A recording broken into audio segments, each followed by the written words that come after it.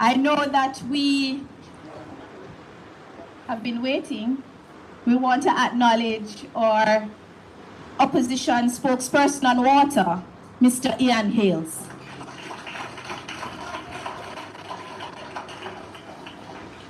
Okay, we're gonna begin by asking Mr. David Gillespie to open in prayer for us. All right.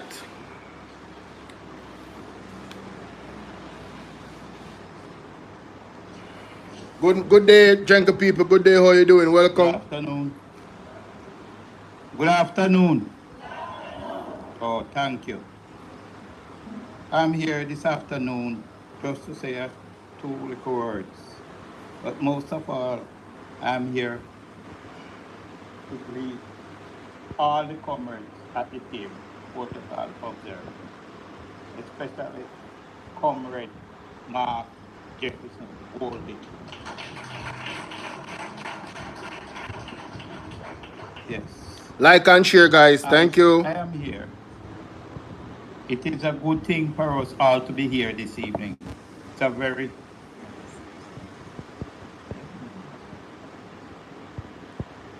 we all gonna stand and sing a lively prayer chorus, very lively one. Then I will ask you to keep standing. Meanwhile, I do pray. Someone give me a lively chorus. We are together again. 1, Yes. 2, 3. We are together again. Just praising the Lord. We are together again. One and all. Something good is going to happen. Something good is in store. We are together again. Just praising the Lord. One more time. Just praising the Lord. Jacqueline, what's up? Together again. Thank you, Jacqueline. One and all. Something good is going to happen. Something good is in store. We are together again. Just praising the Lord. Thank you. Thank you. Keep standing. That is how you begin a gathering, man. In the name of your darling Son and Savior, Jesus Christ of Nazareth, I am nothing, but I come humble at your feet at this moment, Lord, putting every one of us before thee, Lord. All the leaders, the secretary, every one of the party, the warriors, the workers, every one of us, Lord. I ask you, Lord, to cover us. Cover us from the crown of our head to the sole of our feet, Lord. Amen. And let us be true and be patient with others.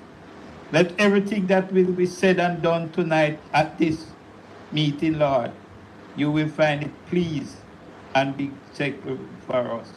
Especially when when Comrade Golden begin to talk, go with him, Lord. Cover him. Cover every one of us, Lord. These and other mercies I ask in Jesus' name. Amen. PW Laura, how you doing? Golf, we are going with big up. Thank you, Mr. Gillespie, for sharing his word. I don't know. I'm so happy to hear, to see Miss Wellington. Outline of today's so agenda happy to see her for our town hall meeting. I just want to say to you, it's such a pleasure to be sharing with you this afternoon. I know it's been a while. Some of us haven't seen each other. Maybe that's why we're on the outside so much. But I'm going to ask you to just come on in so that we can get the business of the people on the way. Please fill up the chairs, especially those at the front. Don't stand at the back. There are more than 8 chairs in here. And those who can come up, just give them a little space so that they can get a seat. Okay, today's proceedings will go as follows. Oh, sorry guys. We will do greetings after I've done the welcome. Then we'll have the opening remarks, purpose of the town hall meeting. Then we'll have the keynote address, Hurricane Recovery State of Affairs by the opposition leader Mark Golding. Then we will have the State of Housing in St. Elizabeth by Senator Floyd Morris. Then we will have the State of Small Business and Livelihoods by Senator Keisha Anderson. Then we will have the State of Water by Ian Hales, MP, opposition spokesperson on water. Then we will have the State of Agriculture by Dr. Dayton Campbell. And then we'll have an open floor where the community and the residents and the business owners can share in that effort. So we will have the presentations as follows. So as we go along, I just wanted to share a few words with you. As you know, it's very warm here in Black River this evening. And even though we are moving along with our business, we have to be mindful that many of our residents will go back to homes that may not have electricity. But for now, we wanted you to know that it is important for us to have this town hall meeting. I want to thank you all for being here this evening.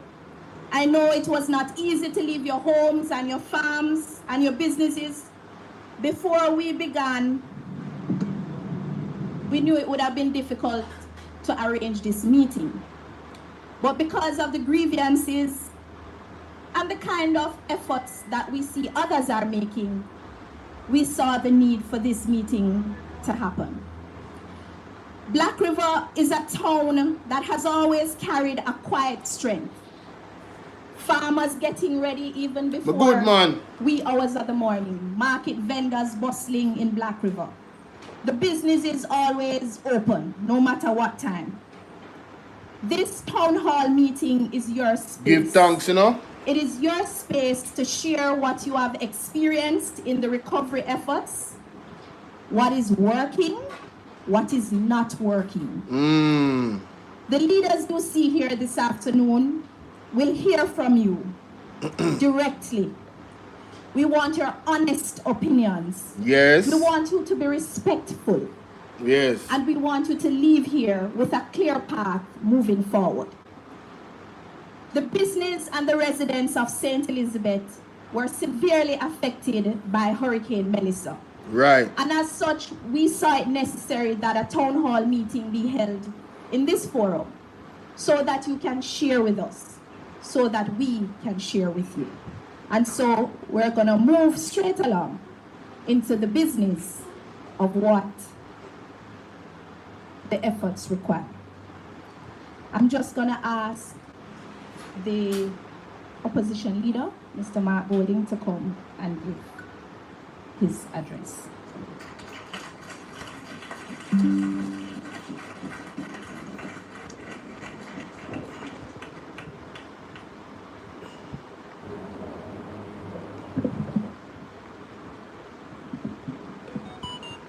Thank you very much, Madam Master of Ceremonies, Dr. Miranda Wellington.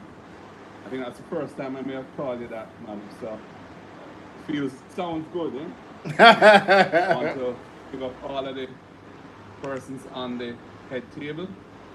I want to acknowledge all the ladies and gentlemen in the audience. This is not intended to be a political meeting, so I will address you accordingly. I want to thank the members of the media who are here to cover this event as well. And of course, our police officers who are playing an important role, as always, in serving and protecting the people. Ladies and gentlemen, we are now near the end of July 2026. Black River went through, along with much of Western Jamaica, much of St. Elizabeth, Westmoreland, Hanover. What happened a while ago? Hanover, Okay. St. James, Trelawney, parts of St. Anne, parts of Manchester. A terrible, Portland. devastating event on the 28th of October. And the town of Black River was particularly devastated by the hurricane. Initially, there was a lot of public relations. We had foreign governments, foreign non-governmental organizations specializing in post-disaster relief, local organizations, all chipping in, trying to make the Jamaican people a little stronger, a little more able to endure what they had gone through. And we were hopeful that with the outpouring of support that was evident at that time from all of those entities and governments, and of course from our own diaspora and persons in Jamaica who wanted to help out, we were hopeful that we would see a very serious effort being made to restore the lives of those who were badly affected by the hurricane. However, we are now 9 months or thereabouts past the hurricane date. And I must say that I am very, very disappointed in the government's response to the plight of the people who are affected by the hurricane. We have promises for housing support, apart from the roof program, which wasn't even 0.5% of GDP, and which was very inadequate because even those who lost their entire homes were only given 500,000 Jamaican dollars as a contribution. And many persons who had severe damage were offered and given 200,000. And the whole mechanism for distributing that relief was not attuned to the conditions that people were living in. People were expected to travel far to try and collect on this, and often went away disappointed, having arrived at a hardware many miles from their homes, having incurred costs to get there, only to be told that the materials were not available and so on. And apart from that, the container homes that we were told would have been ready by the end of January, they are still not being made available to people who need them. Crazy. And of course, for business people, small businesses across Western Jamaica, including Black River, of course, there has been precious little by way of support. And you know, we're seeing it in the fiscal outcomes of the country. So we had negative growth in the final quarter of 2025, which was to be expected given the calamity that occurred. We had negative growth in the first quarter of 2026. So that's 2 successive quarters of negative growth, again, as a result of the hurricane. But when you look at the government's budget for this year, the first 2 months of the fiscal year, which are April and May, the tax revenues collected are some $22 billion less than had been projected in the budget, which is indicative of an economy that is in a state of serious decline. Now, how can you expect anything else when you have the small business sector, whether it be transport operators, retailers, manufacturers, other providers of goods and services, farmers, who have really not been given what is required to get their business back up and running. Exactly. And when I spoke at the conference last week of the Small Business Association of Jamaica, I said that the situation faced in Western Jamaica by small business people requires what I call a Marshall Plan. What is a Marshall Plan? The Marshall Plan was the plan implemented after World War II to restore the economies of countries like Germany and Japan, who had been devastated in the war, having lost the war. And we know what happened with Germany and Japan. In a matter of years, those economies rebounded and became two of the strongest economies in the world. And the Marshall Plan had a major role in that, and that was a plan of the US government. Well, I can't do anything about that. I'm speaking as loudly as I can. Yeah.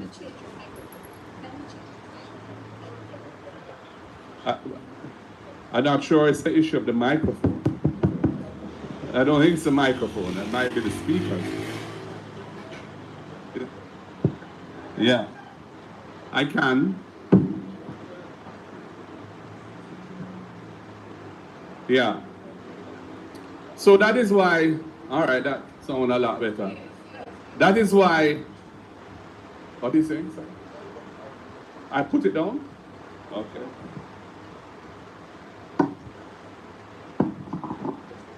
All right.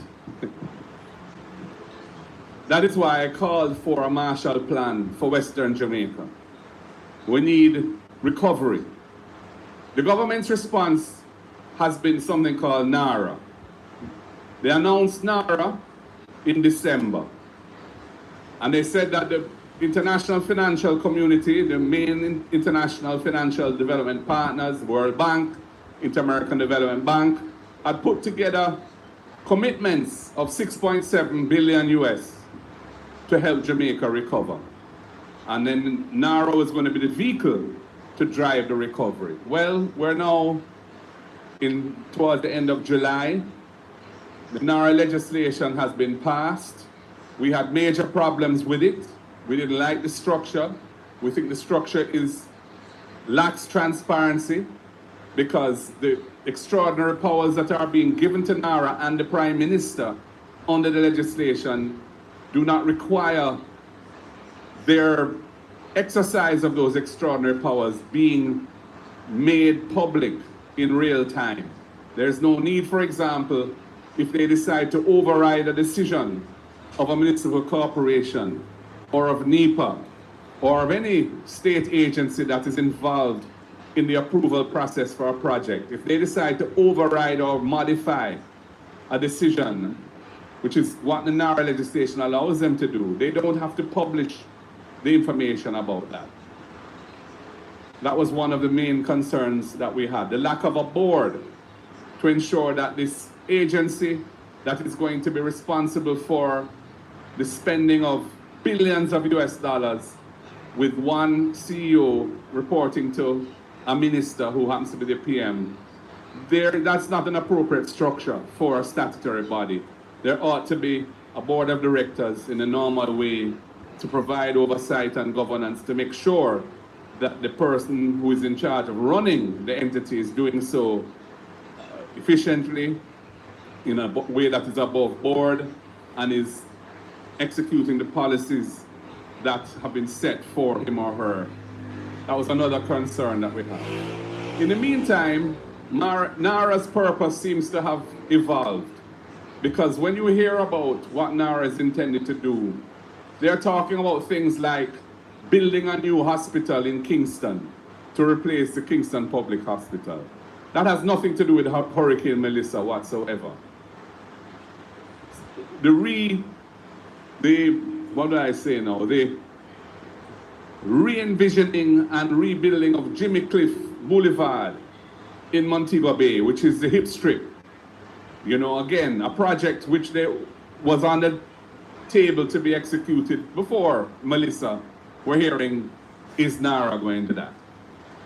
You know, upgrading courthouses or all sorts of things, when what we really need is a serious housing program to help people to get their houses back into They don't care about the people that will lose their living.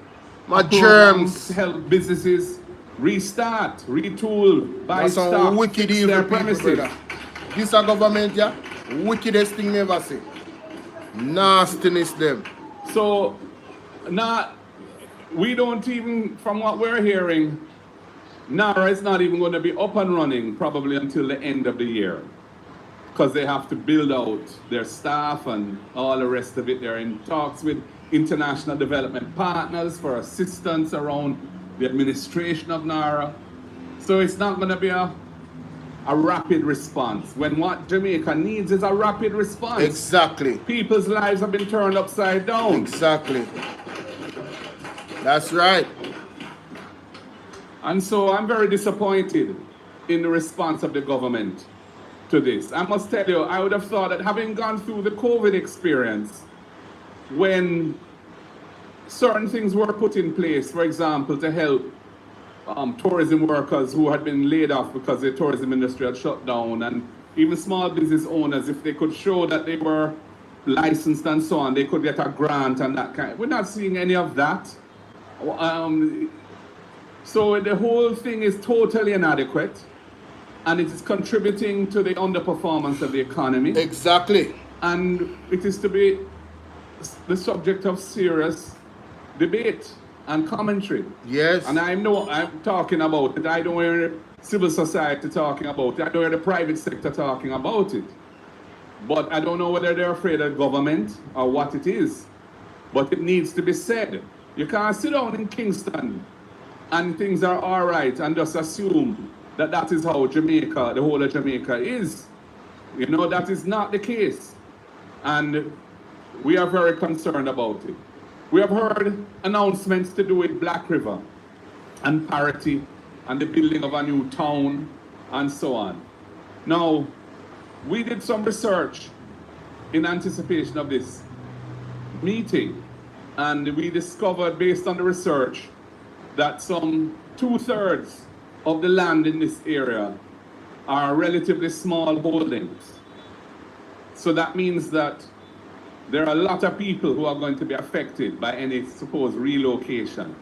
My God. And the concerns of the people, the views of the people and their opinions, their vision for what that may look like if we're going to have a new, what's going to happen to them and their livelihoods, their family land, where their relatives may be buried, if they're fisher folk, access to the sea, all of these things. These things need to be worked through with the people. It has to be a people-centered thing. You can't be just making decisions in Jamaica House or wherever it is and saying to everybody, this is what it's going to be. I understand that Major General Anthony Anderson came down here yesterday or the day before, and I'm glad to see that he came. Maybe he heard about the town hall and decided he would show his face before. Whatever it is, I'm glad he came. But that is not really a structured form of consultation with the people. There needs to be a structured form of consultation with the people to ensure that the people's lives are improved by whatever plan is being executed and developed and executed. Not the reverse, not where some people just think this is the ideal solution and we're going to run with that. That cannot work. And we will intend to be vigilant about that as well. You know, at the same conference I mentioned transport operators, because I've been seeing indications where transport operators and the motoring public is under stress by the way in which the Road Traffic Act is being enforced. Where people are being given tickets for fairly very ordinary and unnecessary things. Eating peanuts while driving. Crazy. Having your phone anchored in a device. Not talking on the phone, you know. You just have it there and they say it's careless driving or something is impeding your view. And this is a country that is under stress. Cost of living is going through the roof. You know, the price of gas has gone up and up. Electricity is going up. Emotional damage. Because even to transport goods around the world now, freight costs have gone up hugely. So everything is being worked through into the price of all products that you have to consume. This is not a time for unnecessarily onerous enforcement of laws that really are not having an impact on road safety anyway. And then you're going to put the demerit point system on top of that. I think we need to have a review in Parliament of all of the road traffic offences to see how they operate in practice, and to make sure that they are balanced and they are proportionate and that they make sense for the people. I will not touch on the issues of water or agriculture or indeed financing business and so on, because we have very able persons with the responsibilities for those portfolios here who will speak. I would just ask them, don't speak too long, because really the town hall aspect of this is important, which is really the opportunity for citizens to raise their concerns, and so we can hear from the people, and the people can hear from us in response to those concerns. So I'm not making any long speech, but I just wanted to set an overview of where we are. The economy is in a serious state, and the government are dealing with the crisis of Melissa and the cost of living crisis that has come with it in the very inadequate way that they are really contributing to the problem. 100%. And it needs a bold and well thought through solution. 100%. To get the people of Jamaica, especially the people in the West, here in St. Elizabeth and other parishes which were affected by the hurricane, back on their feet, back in proper shelter, back able to run their business, back able to live lives of dignity and lives where they can pursue their hopes and dreams. Thank you for having us here today. One love. God bless you all. One Marky G, man. Please give Mr. Mark Boyton another round of applause. Miranda Wellington voice powerfully, man. From him again. As you know, this is a town hall address, so the most important thing is to hear from you, and then they will respond. But as you know, this town hall meeting is not just hearing from the residents of Black River, but we're hearing from the residents of St. Elizabeth. And as such, we would like to hear from the minority leader, Councillor Donovan Pagan, to give some greetings.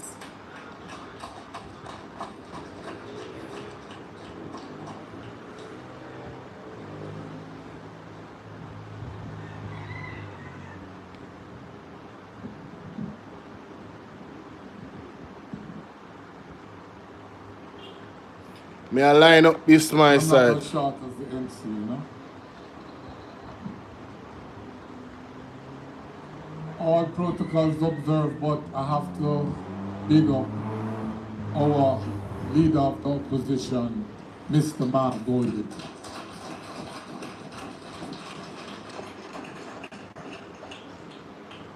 Residents of St. Elizabeth, greetings and salutations. And I'm going to be very parochial and brief. Welcome to the club. I'm here this afternoon, my good friend, because Everton Seaton Fisher is in the house. Now, residents, after Melissa, we have heard of certain things that is going to happen in Black River. They are going to build back a new city. Now, from the hurricane has happened, we have not been invited, the local authority, to any of the consultation meetings. We have been left out of the loop. And Mr. Golden, we have a proper planning unit at council who cannot be left out. We know the nooks and crannies of Black River. So we have to be involved in it from day one, but we are left out. Now, also who has been left out? They had a meeting, but it's mostly the bigger business people that was present at that meeting. We have a lot of small business persons in and around Black River who was not at those meetings, and they cannot be left out of the loop. Because in rebuilding, we need the advice of the small man. You cannot rebuild without the small man. The small people, you not agree with me? The small people know the thing. It's not everything the bright man with the education or the big engineers, them know everything. Listen to the people. Because sometimes flood happen here, the engineers don't listen. And when down the road, the thing mash up again. So it is good to listen to the small people. And when your time comes in this meeting, I don't want you to be shy. Make your voices be heard. We have a lot of spokespersons here who will listen to you, and everything that you comment and suggest here will be documented. So residents, I want you to sit back and enjoy this meeting, and I want you to participate 100%. And thank you all for coming. Big up. Thank you so much, Councillor Pagan. Thank you so much for sharing your few remarks. And I want to officially acknowledge the councillor for the Braes River Division, Councillor Everton Fisher. Balaclava Division. We are being hosted in Black River, at Black River High School, by the councillor of Black River, and I'd love for him to come and share his few greetings and his experience during this entire recovery. Greetings, brothers and sisters.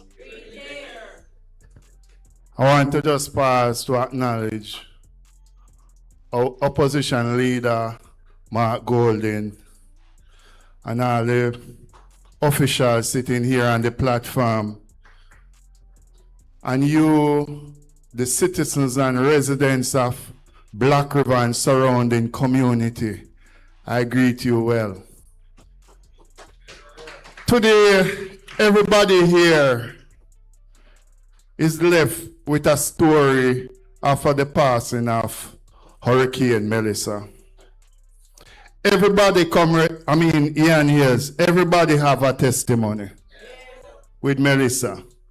But for us, the local residents, the local councillor like myself, Donovan Pagan, Everton Fisher, O'Neill Buchanan, and Leighton Simit, we have a different experience, because if you notice, the resources coming to you through us as councillors is nothing. Because since the passing of the hurricane, all councillor has received is $250,000 to issue out care package to people. That $250,000, because when I realize the non-profit organization, if I never them opposition leader Mark Golden, my people would have more funeral here in Black River.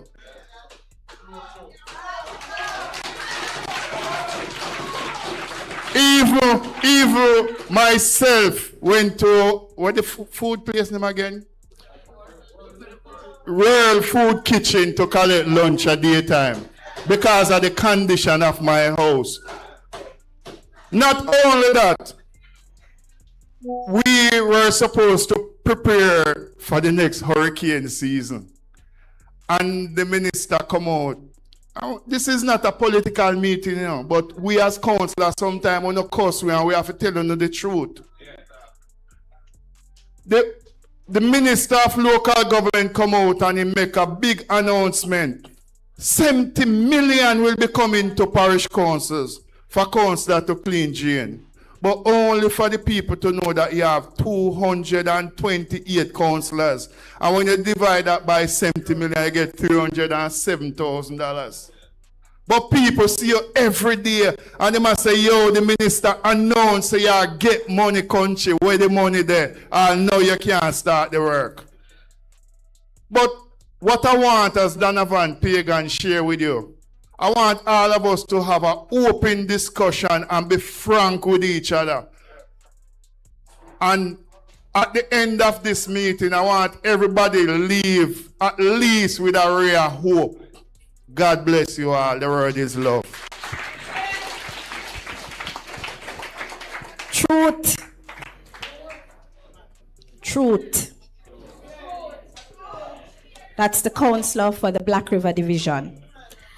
We're going to change up the modality of the agenda so that we can hear more from you, the residents, the citizens. And then we will hear from the spokespersons, because if we allow them to speak, they will maybe not hear enough from you to respond, because the whole agenda of this meeting is to hear from you. So we're going to flip the script a little bit. We're going to allow for the segment where we have the opening of the floor. And what we will have is your questions being addressed by the spokesperson representing that issue. And then they can respond to you in the line. But before we get to that point, let me just outline some of the ways that we can make this process run a little smoother. So as you know, on the platform, we have the spokespersons for various areas. We have the spokesperson on water, MP Ian Hales. Everybody know Ian Hales, right? All right, so he's a spokesperson on water. So when you come up to ask your question, don't ask multiple questions. Maybe ask one or two questions so that when the response is given, he can give it in a wholesome way. And if you hear a response that may address your question, you may not need to ask it again.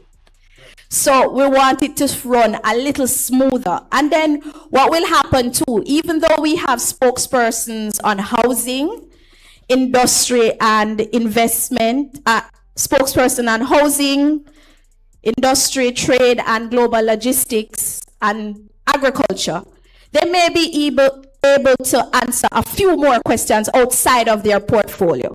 And maybe you can address some of those questions also to the opposition leader. So I don't want you to be limited, but I also want you to be clear and concise. All right, so there's a microphone to my left, to your right. Everybody see that microphone right there? We have somebody recording some of these information. So what you will do is, we're going to ask you to just come up to the microphone, ask your question. We will take that microphone to you if you are not able to move, because we have to be mindful of those who are not able to move so easily, agilely through the rows. Right, just hold up your hand and somebody will take the microphone to you. And then we will ask the responding spokesperson to respond to that question. So we'll take two and then a response, instead of one question, one response. So two questions and then one response. So we're going to open the floor now. We're going to ask the public. We're going to ask the residents of St. Elizabeth and those of Black River, especially those affected. I hope there are residents from Parity. I hope there are residents from Slipe. I hope there are residents from Brompton.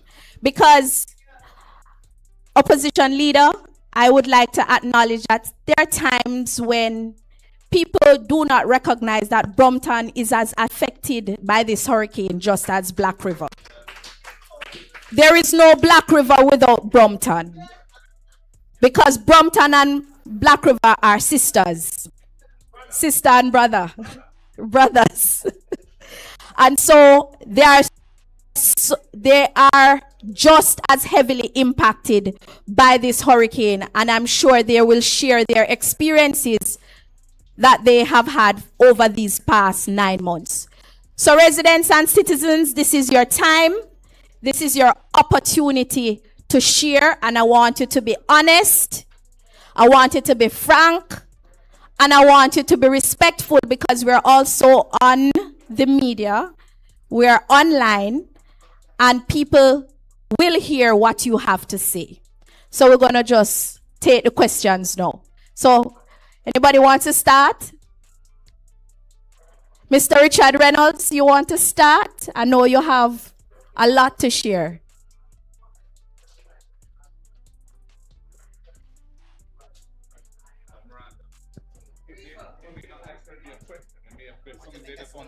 Oh, thank you so much. It might not be a question, but it might be a testimony, an experience. Good evening.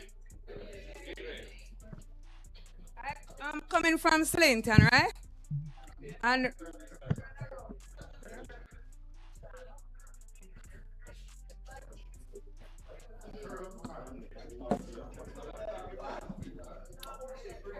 good evening.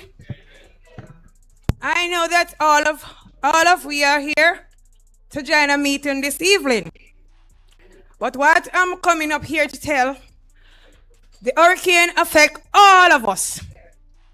Some people are on the tarpaulin as well right now.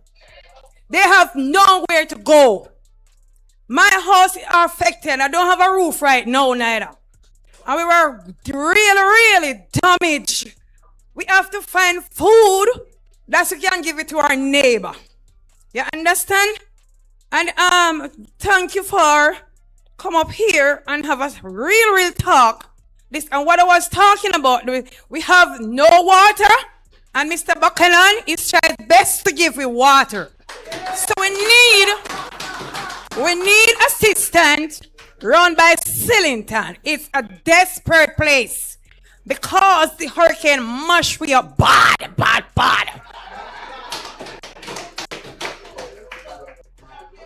Me have 155 chickens and all guns. A little man come around here and he put in like an assistant to us. He's away from Kingston, right? I went to NIS office and they come on my yard. And them said, them are going to give me, listen lady, make me talk. They said they're going to give we assistant over there. So few people get something. Much of the people, they don't get anything at all. Me went there and all me asked, and not even a single $2 before nor $1 me don't get. You understand? We have a children who go to school. Nobody come there except Mr. Buchanan. We out of water, Mr. Buchanan. You understand what I'm saying? This evening to you, we need assistance for the roof because some people and them child not living nowhere until to the blessed day. You understand me? Not even food if whenever Mr. Buchanan we don't eat around here. We don't have anything around here. We need assistance around here. As to the water is the most important too. We don't have no road neither. Food for the poor come there. Listen to me, lady. Food for the poor come there. And I put on some roof and give it wonder. And them say they can't cover all of the house. And only half thing can cover. Help. You understand what I'm saying? We need assistance around here. Because no cannibal no live around here. It's a people live in this community around here. So we need assistance around here. It's very bad around here. It's very bad around here.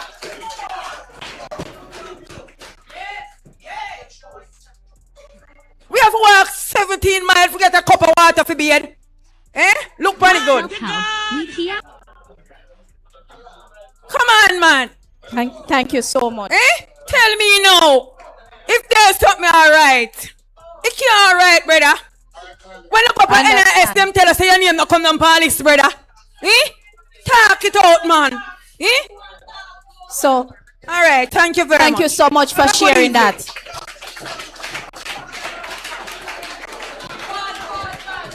Based on what I'm hearing, she needs a response from the housing, roofs program, and water. What are the possible assistance for those areas? All right, we're going to take one more question and then we go to the responses. Yo, me say pain in every language from that lady there a while ago. I swear. Wagwan Selvan F. Queen, big up.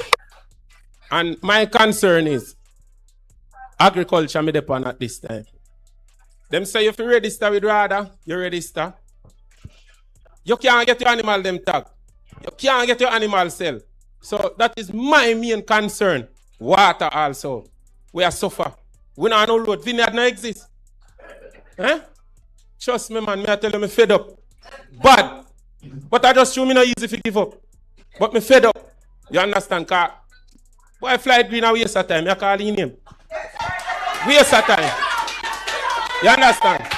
Don't mention Andrew. Me no want to hear them. Me no want to see them. Me fed up. Me no know what next. Emotional Anything you try a problem. If you come run like a taxi, problem. If you carry out your product, problem. Me want me cow for sell and me can't get me cow sell. Some tag, some no tag. Me want to know what's going on. That is my few words. God bless you all. Thank you so much.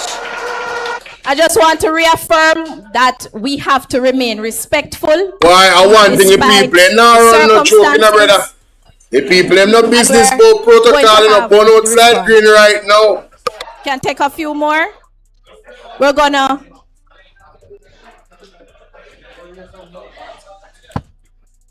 All right, we're gonna move to one more question and then a response. One more question.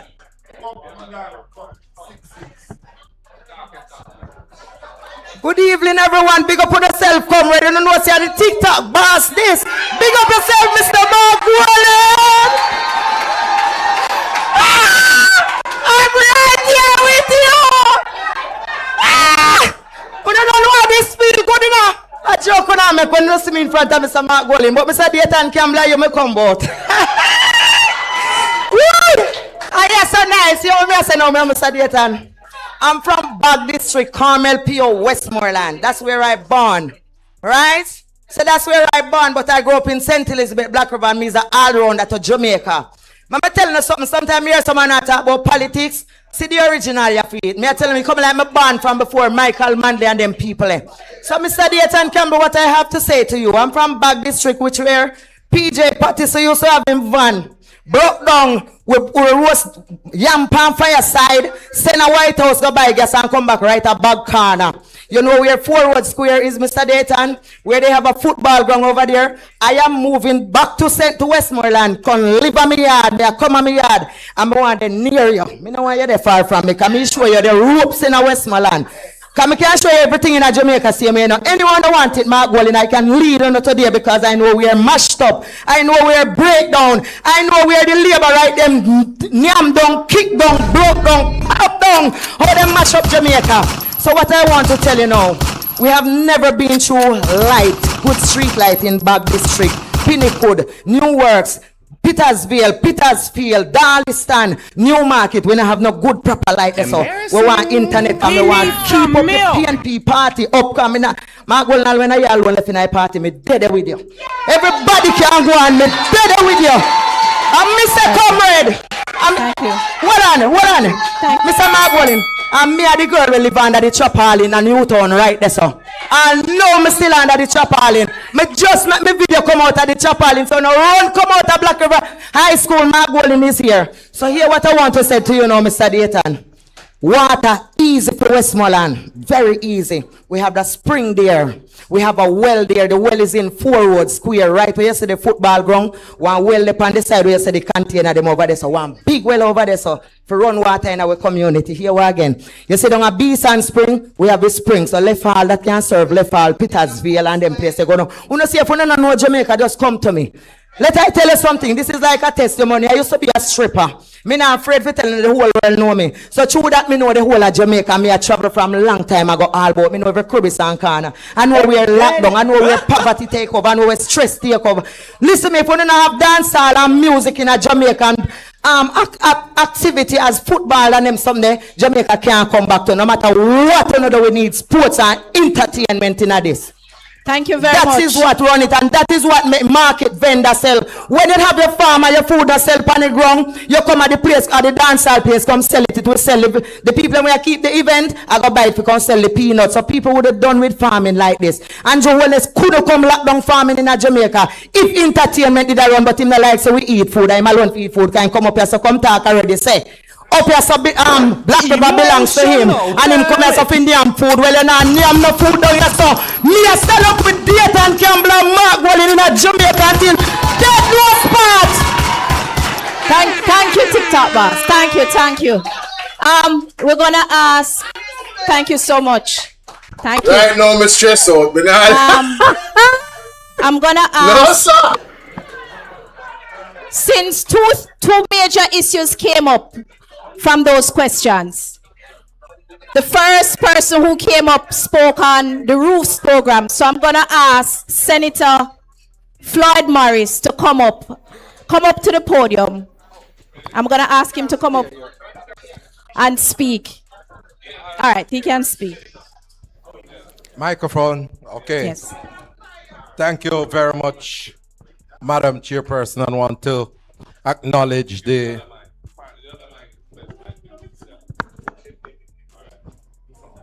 thank you. I want to acknowledge the leader of the opposition, Mr. Mark Golding, and my colleague parliamentarians who are present here to speak on the different issues. And I must say to the residents of Black River and St. Elizabeth that we in the People's National Party continue to share your pain and your suffering. And that is why the leader has assembled this team to be here to hear the concerns from you so that we can better articulate the issues in the parliament. And I'm certain that you hear us speaking up the issues for you. But when we come to you live and direct like this, you know, we get more ammunition to go back to the parliament with, all right? So the issues about the roof program has been raised. And I tell you, residents, I am very annoyed by what has been taking place with the roofs program, because the government indicated that it was allocating $10 billion to assist residents across the country. When they did the assessment, some 113,000 individuals were assessed. And they were at different level. I think they said 40% partially damaged, another 42% severely damaged, and then you have another 18 or so percent that saw their houses totally destroyed. And they have different categories of assistance, starting from 75,000 for minor damage. I think it was 250,000 for severely damaged houses, 200,000 and 500,000 for those that have been totally destroyed. Now, when I listen to the minister who is responsible for labor and social security talking on the radio program one evening, and he said that they have paid out about 8.8, close to $9 billion to individuals across the affected parishes and at different levels. And out of that, remember I said 113,000 individuals were officially assessed. He said 40,000 individuals received some form of benefit. So that means almost $1 billion was left to pay out to over 70,000 individuals, leader of the opposition.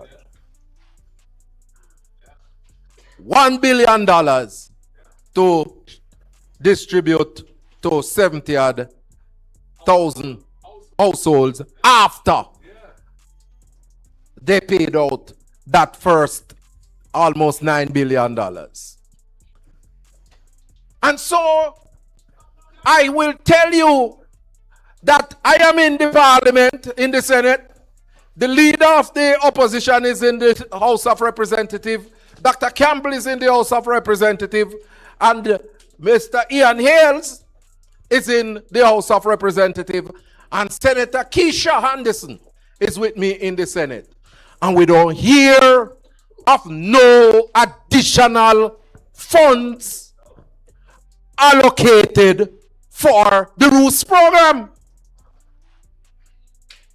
And them, when they ask questions, the first thing them run for, because they can't manage me. So the first thing them start to do is cuss me, say me blind. But me I go ask them a question, no, because I want to know where is the rest of money coming from to pay the residents, the households across the parishes to get some form of assistance. I said to the Prime Minister, I see and hear that you are taking in third country nationals, 10,000 of them, into our country, which means that you will have to provide accommodation for them. I want to know, are you going to provide accommodation for those third country nationals before those deportees, before you provide the assistance to the other 70,000 individuals in Jamaica who have not gotten any assistance yet? We want to know, because we say Jamaica first, and we say that the people in Black River must get the assistance, because the roof, people still living under tarpaulin, as you have said. And we are here to stand with you tonight because we want you to get something over your head, proper and decent. Because when the hurricane came, it never searched out for PNP or search out for JLP. It hit Jamaicans, and we want Jamaicans to get the assistance. And finally, before I take the next round of questions, they told us that they were going to provide some container homes to assist those individuals whose houses have been totally destroyed. No, so you know, did you hear? Because I want to know if me make mischief, because me not in the mischief making. I want to talk what they say. And didn't you hear them say that those houses would arrive in Jamaica by January? All right. And you see that it never come January. And them delay and delay until them say some houses came in May, right? You know, hear that? All right. So some of the houses came in May. And now, May, June, July. 3 months, right? And I don't get any of the houses? So, do you think that a caring government, having seen and felt the plight of the people from October, don't you think a caring government, the first house will come off of the wharf, that those houses would be distributed to the people who need it out in the communities? All right. So we want to know where the house them there.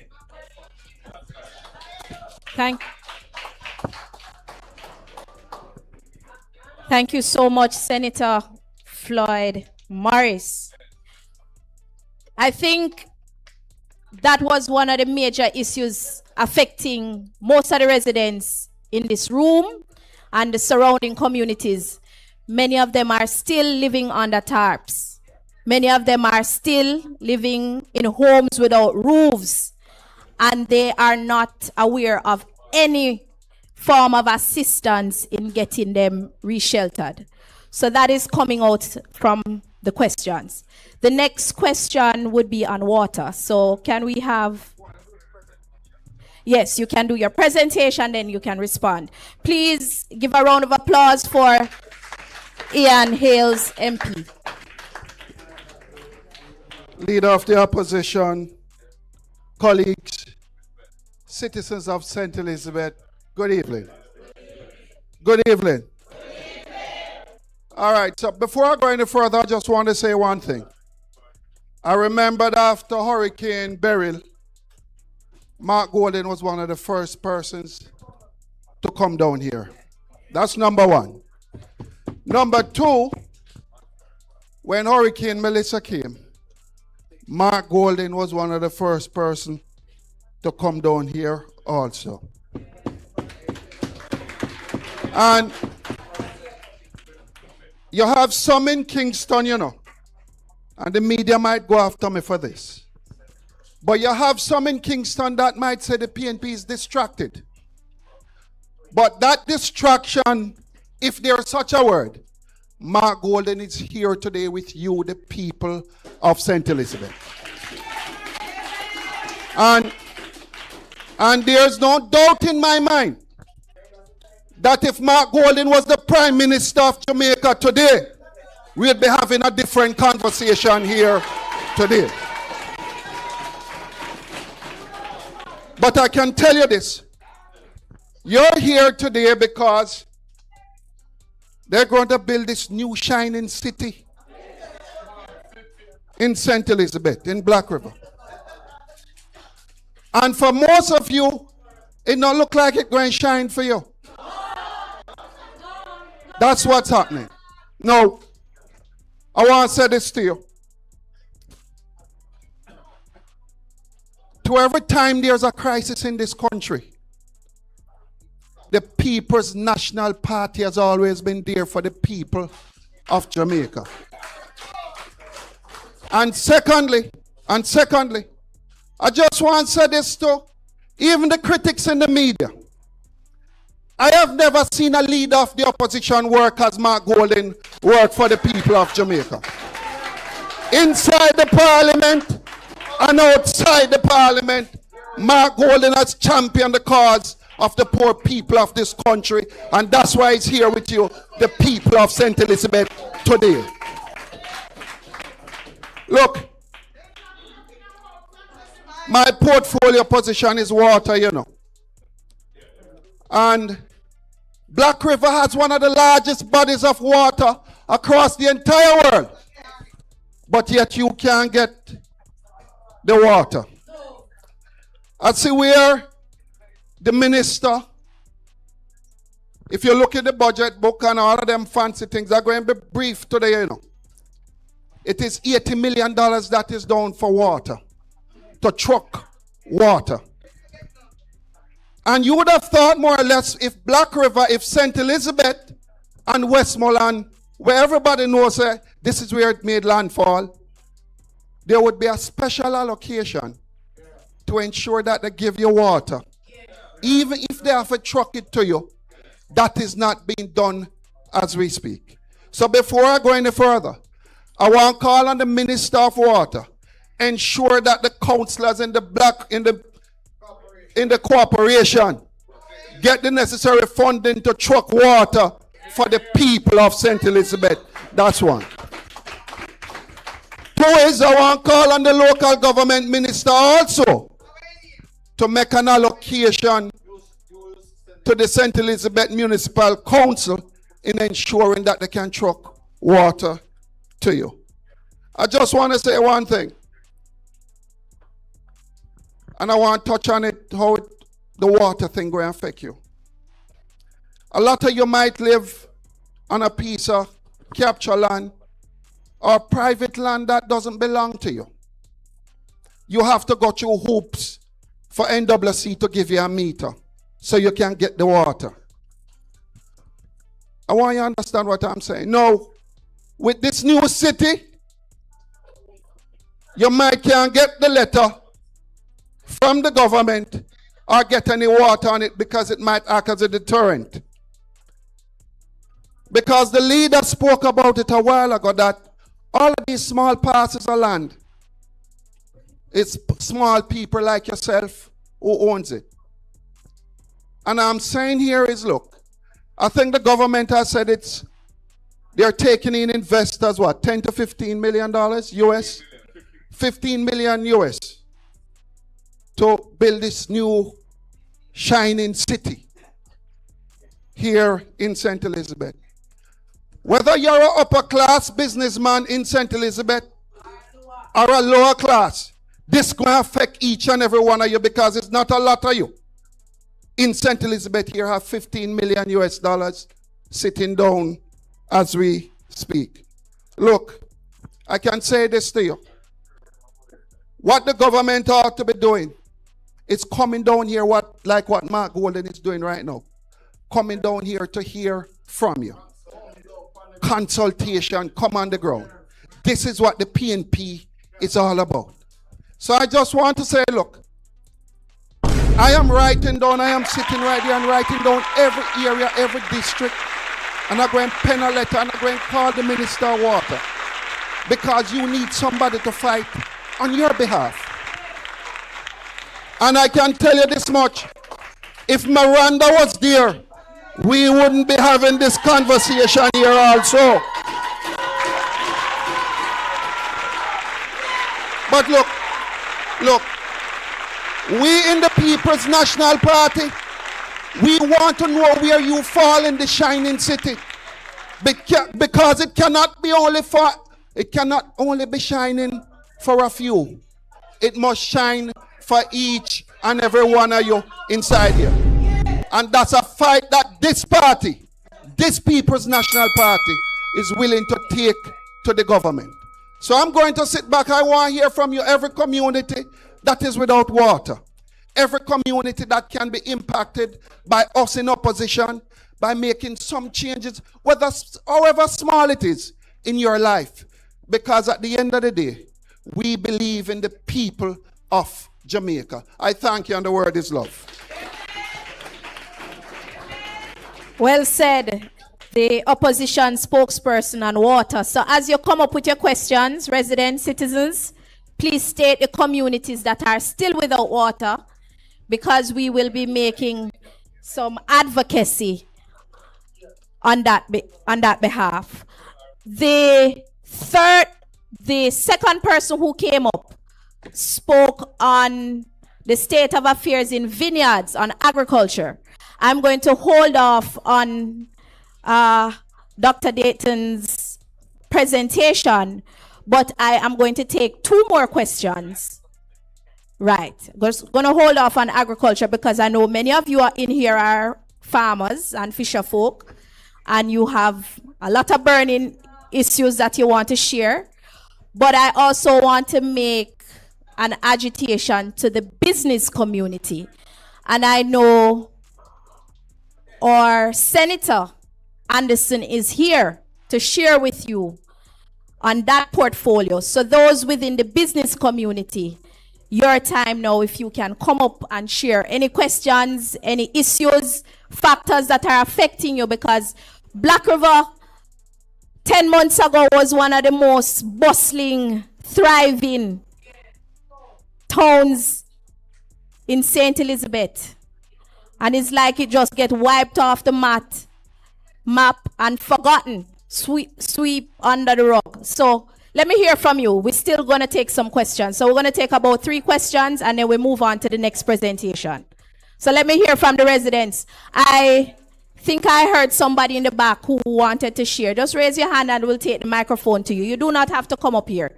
Once you stand, we can identify you. We'll take the microphone to you. Right over there. Just raise your hand so that we can see. Go ahead for me.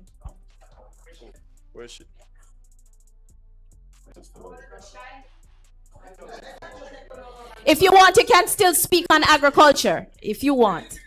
Anything.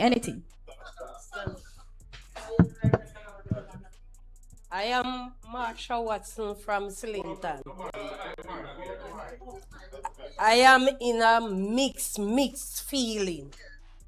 If you cut me, when me cry tears, when me not hear say me party up there. I cry so till.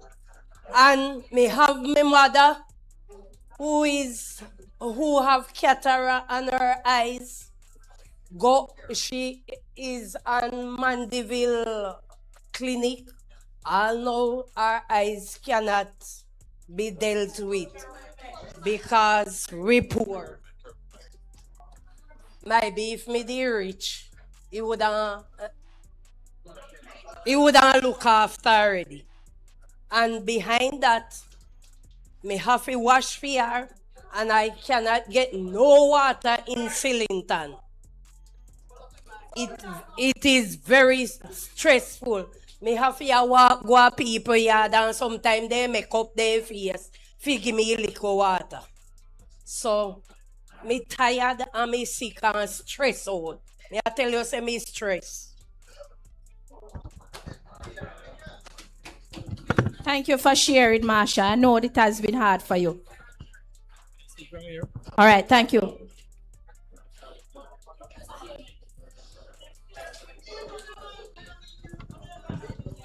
Doctor, moderator, opposition leader and team, residents, good evening. Firstly, opposition leader and team, I'm a little bit disappointed in the response in terms of St. Elizabeth and the Western area, in terms of your advocacy on the ground with the Melissa persons, because you're aware that hurricane struck this Western area. Kingston, St. Catherine, Portland, those areas weren't affected. So I thought there should have been a little more focus on the ground in terms of what was happening to the persons.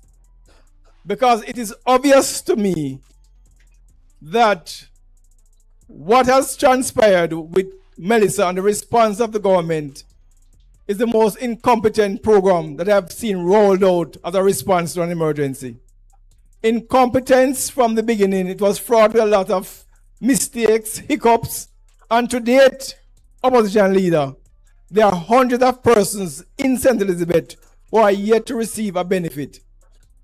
The minister is using social media to spread misinformation.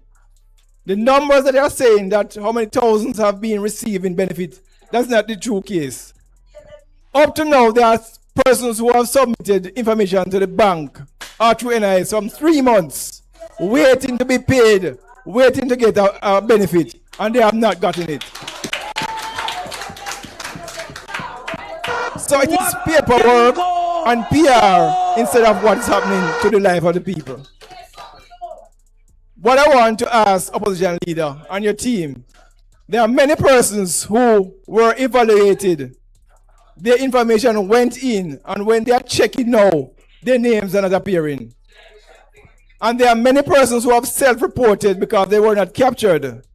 Having self-reported, they were told that they would have been visited. The timeline for that has cut off, and hundreds of persons still have not been included. I'm going to ask you as your team to make representation in respect to these persons who have legitimately made it the timeline in reporting, and those who have evaluated but they can't find a name. Make a special representation that some mechanism be in place to review those persons. Secondly, in terms of the parity era, mention was made of Major Anderson, and I think the Member of Parliament went into party last week secretly. The residents weren't aware of his coming, only probably a few zealots. And I saw them making some announcement that they had some discussion with persons in the party. That is not true. A few persons they might have seen. And let me say to you that tomorrow, I have been told that tomorrow evening and tomorrow night, they will be in party for a consultation. Most of the persons in party have not been told because they're doing it just to accommodate those who would be for their view. So I want to put it on record for all the people in party to be aware that tomorrow at Basil, they'll have a consultation. Emotional damage. Okay, thank you so much for sharing. Based on what you have shared, you would like to hear more advocacy on the roofs program for them to open that system back up. So I think we're gonna, yes, we can take one more question and then we're gonna ask.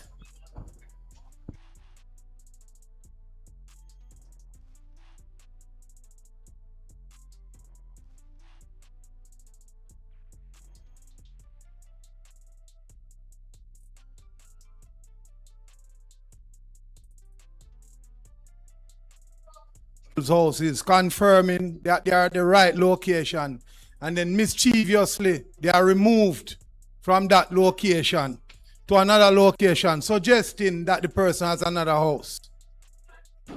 Secondly, the NIS paying out and whatever they're giving out is being political. The house rule from the soldiers is being political. There's a person that was called and confirmed, the soldier confirmed it was the right address, and weeks after when they didn't put on the roof and the person investigated, they moved it to another individual.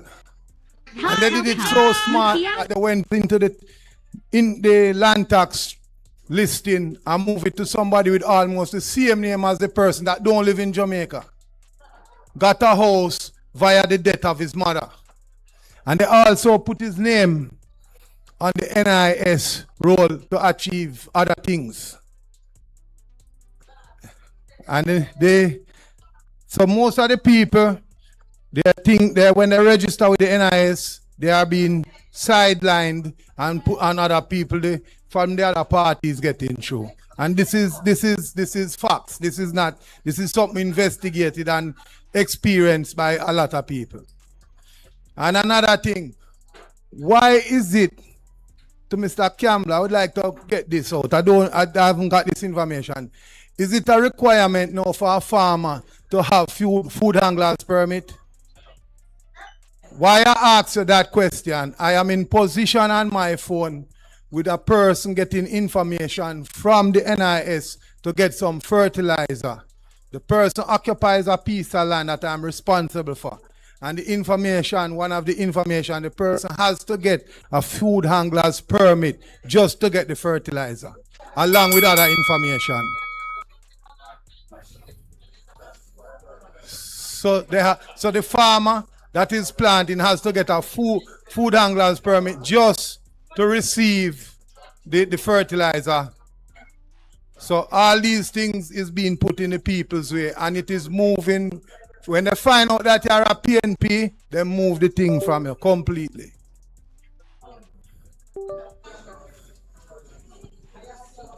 Thank you so much, Mr. Reynolds.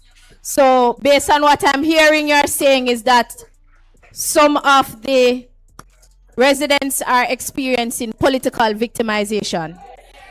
Okay. Okay.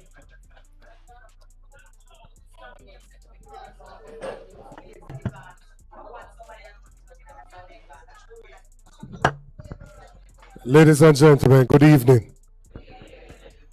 Leader of opposition, colleagues. Hello, hi. Good, good, good. So I wanted to make a few points. If I could have your attention, please. I am in a similar mood to you, my lady. I am a little bit broken in spirit, listening to the concerns of the people. And the greatest issue I have with the government is that I believe that they are uncaring in the approach that they are pursuing. And I will give evidence as to why I came to that conclusion. First, we have a problem in Jamaica with predial larceny. That is persons who steal agricultural produce, whether it's crop or livestock. They take what does not belong to them and they try to sell it. To deal with it in relation to livestock, we came up with a system called the National Animal Identification and Traceability System, which is designed to ensure that you can tag the animals, right? So that it makes it harder for somebody to sell an animal if they do not have the tag and the record of the animal. Because the government is not giving any tags to the farmers or not tagging the animals, it is causing normal citizens to be made into criminals. So somebody who legitimately has their cattle, goats or pigs or whatever, are not able to sell them because if they attempt to do so and they do not have the tag for the animal and the police were to intercept them, then they would be charged and treated as if they are the predial larcenist. They are the person that is stealing the animal. In 2023, the government reviewed the penalties. The penalties, it was $250,000 or 3 months in prison. And this same new administration of the same party moved it to $3 million or 3 years in prison. So I want you to understand. You are here and you're just raising your goats, you're raising your cow, you're trying to make a life so you can take care of yourself and your family. The government says they are trying to help you. We agree, put a tag in place. You know, put a system in place to tag the animals so we can trace them. And they moved the penalty from $250,000 or 3 months in prison to $3 million or 3 years in prison. And they don't provide any tags to the farmers who have their animals out there. It is wicked and uncaring. When I did some checks now and I said, let me look and see how much is it for a tag. The first animal is supposed to be tagged free of charge, and then $300 for every animal after that. The government, after the hurricane, went out and raised some money from people who said, all right, our brothers and sisters were affected. We are donating some money so you can go help them. People from Yard and people from abroad donated some money. $1.44 billion. Not million, you know. billion, $1.44 billion. And up to February, the government spent less than 2% of it. 2% means that if it was 100 something that you have, them spend less than 2 out of it. So 98 still left.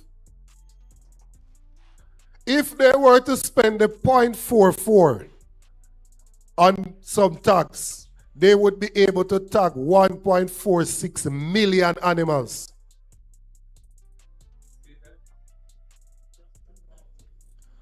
So I can only come to the conclusion that they don't care.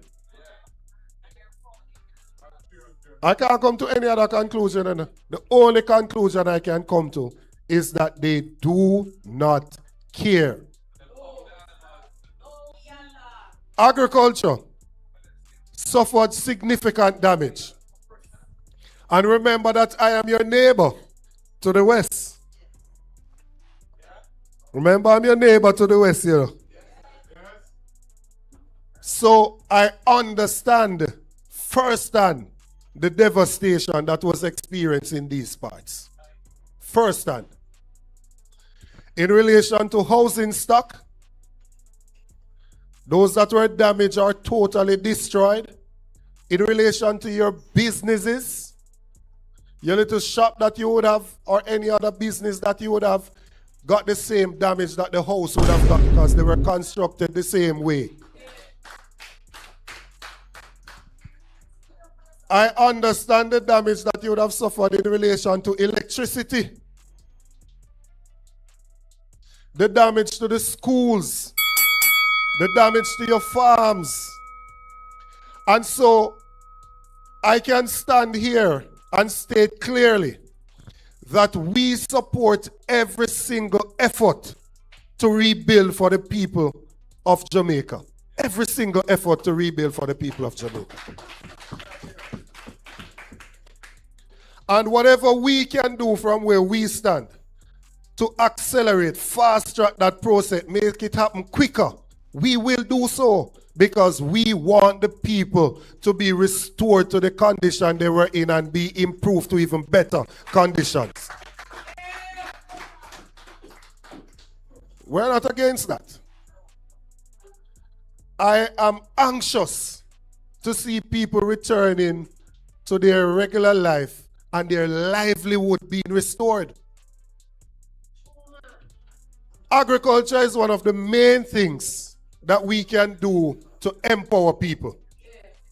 And I don't have to preach this to you because St. Elizabeth is the breadbasket parish of Jamaica. 1 out of every 4 things that is produced in agriculture is produced in St. Elizabeth. 14 parishes we have, but 1 out of every 4 things that produce in agriculture, 24% of what we produce in agriculture comes from St. Elizabeth. Agriculture employs almost 300,000 people. You have the Minister of Agriculture as your member of Parliament.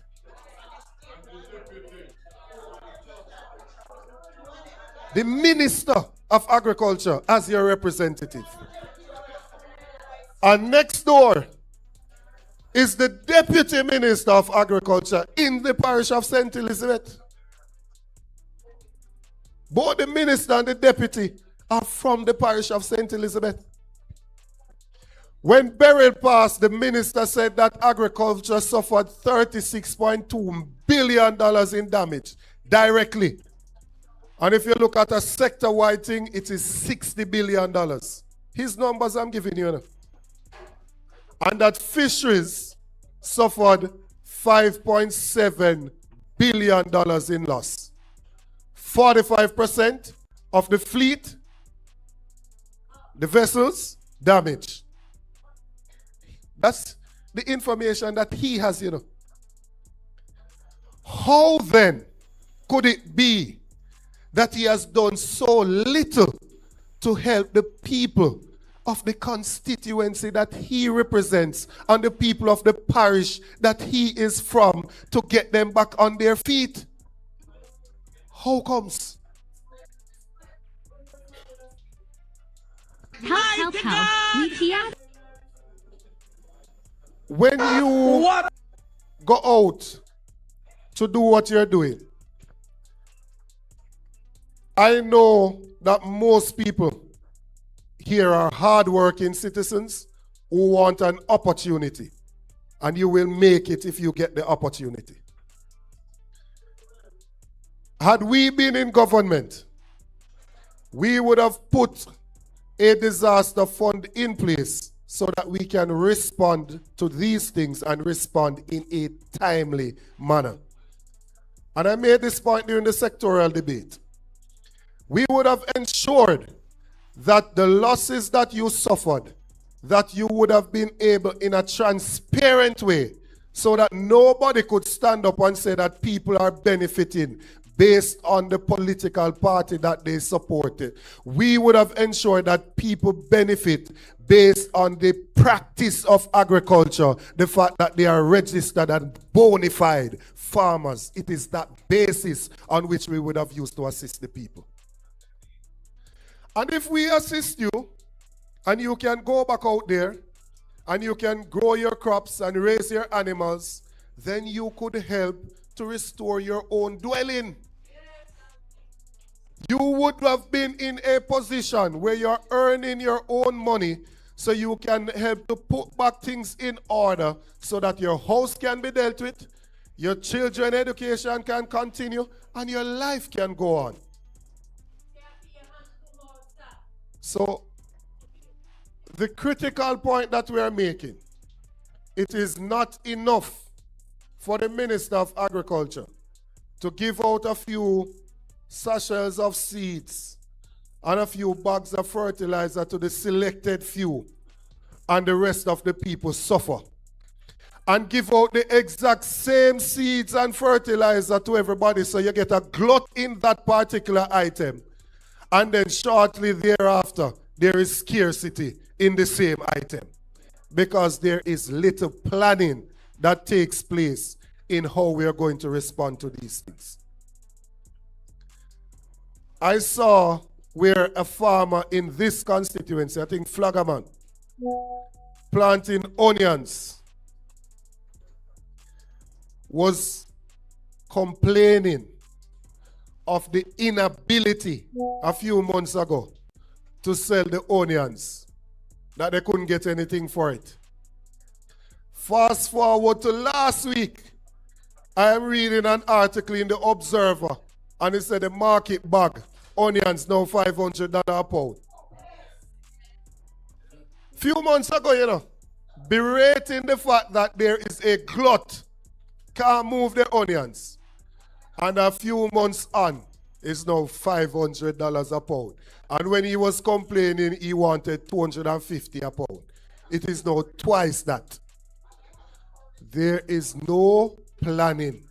There is no drying of no storage of the agricultural produce so that we can plan appropriately. We know how much of these items we use on an annual basis. The Ministry of Agriculture knows how much Irish potato is used, how much onion is used, how much cabbage is used, how much carrot is used. They have all of that information, you know. But yet still they fail to plan so that we can have a consistent supply throughout the year and that farmers can get adequate compensation for their hard work. Time may be delayed, but time is never denied. Your time will soon come. Thank you so much. Yes. Okay, so we want to thank Dr. Dayton Campbell for speaking on the agricultural response. And we're now going to have Senator Keisha Anderson to speak on the reopening benefit program. Please give her a round of applause as she comes up to give her presentation. Thank you, Dr. Miranda. Good evening, the people of St. Elizabeth. All right. I must tell you, you're an inspiration to me tonight, and I'm going to tell you why. Driving down here, the rain was pouring. Entering Black River, the place looks abandoned. Wouldn't you say so? So when I came through the gates and I saw the hundreds of people here waiting for their voices to be heard, I felt inspired, and my hat and maximum respect goes to each and every one of you. And I also want to thank and show respect to your counselors, because they so understood the plight and the fact that the attention has moved from the people of St. Elizabeth and out in the West. Because in Kingston, we think everything is normal, you know. In Kingston, when you drive up there, you almost forget that a hurricane just impacted if it wasn't for the economy and the fact that not really going on in Jamaica. You would almost forget that there was a hurricane out there, because they would tell you over and over when you turn on the news that life is back to normal. Is your life back to normal? So I really want to thank your counselors for raising the awareness and bringing us here, and the opposition leader for responding immediately. Right. What we must remember, and I want you to remember, the same way you inspire me, you can inspire Jamaica, and you can educate the rest of us, because there's power in your voice. So one thing I heard you say, and in talking to the opposition leader, I said, let me get up and remind you or encourage you or guide you to do, is that a lot of people seem to have been assessed, but nothing has happened, right? You're living under tarpaulin same way. So I suggest that we create a big database. I don't know if the counselors can help you to register your name and the information that you gave, so that we now can advocate on your behalf. Because that's the best thing we can do. Hear what's happening and advocate for you. So you think you can do that? Yeah, man, give your names and advocate. Because what I think the government is missing is the very fact that besides announcements, there are real consequences when nothing is happening. So if you don't have a roof over your head, and maybe your house was where you had your little shop, not true, where you sold from, and if you can't do business, you can't help yourself, and the same big business people are relying on you to buy from them, you can't buy from them either. So we'll have a shining city with nothing happening in the shining city. So we need to really get you back up on your feet. You heard the opposition spokesperson on agriculture speak very simply that if you're able to provide for yourselves, and the government wouldn't have to give out so much handouts, not true? Because you'll be generating enough income to do the things that you need to do. So what I'd like to encourage them tonight to do is to think about what's happening in the gap. So in the absence of things, real programs being put in place to help people, what's happening in the gap? Businesses cannot restart. If a business can't restart, the people can't help themselves. So they continue to hear the agony of people, because there'll be nothing given to them to help them to make a real difference in their lives. So the gap is what we need to deal with. Because a shining city, we want development, and nobody in the opposition will be opposing development. But the development has to make sense, and it has to be orderly. And people need to know that until development occurs, what do they do in the meantime? Not true? What you do in the meantime. So I want to really encourage you to get that list going, so that we can get a sense of what's happening and advocate for you. We can advocate both in the Senate and in the House of Parliament with your members of Parliament to advocate for real change and bring attention. We need to know your stories, so that when we turn on the news, we're not only hearing that everything is good, but we're hearing that the farmers don't have this, the people have no roof, small business cannot restart. The economy cannot do better if small businesses do not do better. I humbly suggest the word is love. Well said. Well said. Okay, we're gonna hear from Mr. Goley. I just wanted to endorse what Senator Anderson has said, and to add to it. So we've heard that there are many people who have not yet received a benefit. We would like to assist you to get that benefit. We need the information. We need the names, the district or address, contact number. So we not only can advocate in Parliament, but we can TRN as well. All of the usual things that would help to move this along. We can actually approach the ministry directly on your behalf. If we have that information and say, here are the names of X hundred people or whatever the number is, they say they've been assessed, they haven't received a benefit. What are you going to do about it? The truth of the matter is that the Roost program was funded out of last fiscal year's budget. That 10 billion was in the last fiscal year's budget as amended in the last supplementary estimates. There was no provision in this year's budget for that program. So 1 billion plus is left, according to the minister. 70,000 families haven't yet received a housing benefit. That obviously can't work because that money can't help 70,000 people. So the government has to come with an additional provision which has to be approved in some supplementary budget. But we're not hearing anything concrete. And in the meantime, the data that we're hearing in terms of the performance of the economy is not looking good. But the government has to do what is necessary. They have the support of the international community. Jamaica has the support of the international financial community. Things can be done to expedite assistance. They just need to put the plan in place and explain why it's necessary, and they will get the support. But they're not, it's just like we're on cruise control while people's lives are at a standstill, in a mess, and people are losing hope and getting more and more frustrated. So the gentleman who asked what we are going to do, and he made a comment about he'd have liked to have seen us be more active. I accept that criticism, sir. We're here today, we've been here before, and we want to support our local representatives. We want to support Country, we want to support Buchanan, we want to support Fisher, we want to support Pagan, we want to support our caretakers as well. Leighton Smith, is he here too? Yes, I haven't seen him, but Champion, all of our, we want to be helpful to them.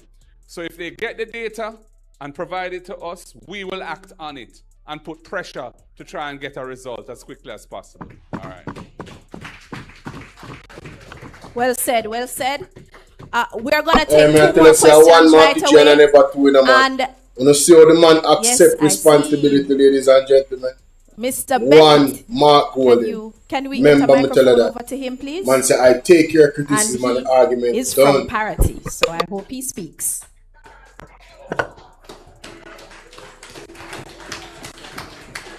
Comrade Leader, good evening.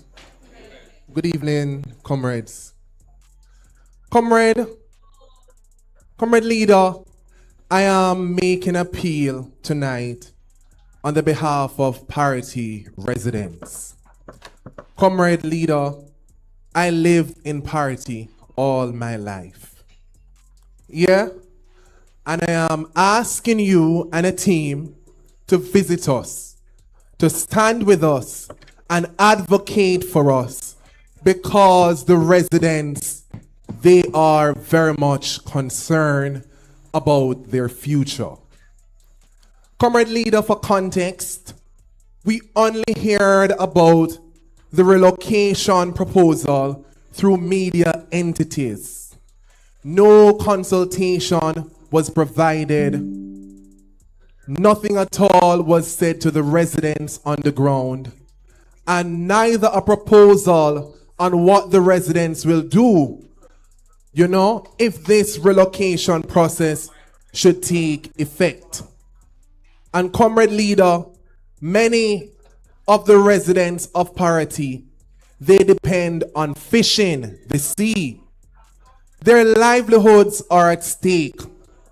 Comrade Leader, community tourism is another big thing in the Parity area, because many of the persons within the area, they take persons to and fro from Pelican Bar, and they would earn a living through that. So if you should take away all that from them, what is it that you expect these people to do? So I am appealing to you, Comrade Leader, to visit Parity. Have a one-on-one interactions with the citizens, because they are depending on you to advocate on their behalf. We don't want a scenario to happen like what we have seen on television, like what have taken place in Bernard Lodge. Person wake up, before the dawn and heard their roofs going down. There is no plan for the government as it relates to the people of Parity. It seems as though they want to come in, to divide and rule. because based on information on the ground, they are trying to get people to agree to move, you know, so they can have that information now and try to act in that regard. Comrade Leader, we are standing with the people of Parity, and we need your help to stand up and to advocate for them. Thank you.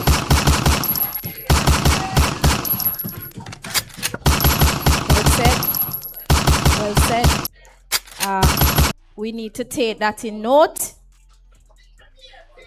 And I think there are some other residents here from Parity as well. I know, yes, I know that there has been concern in regards to their electrification. I know many of them are still without electricity in areas in Parity. Can somebody speak to that directly? Which communities within the Parity belt that are still without electricity?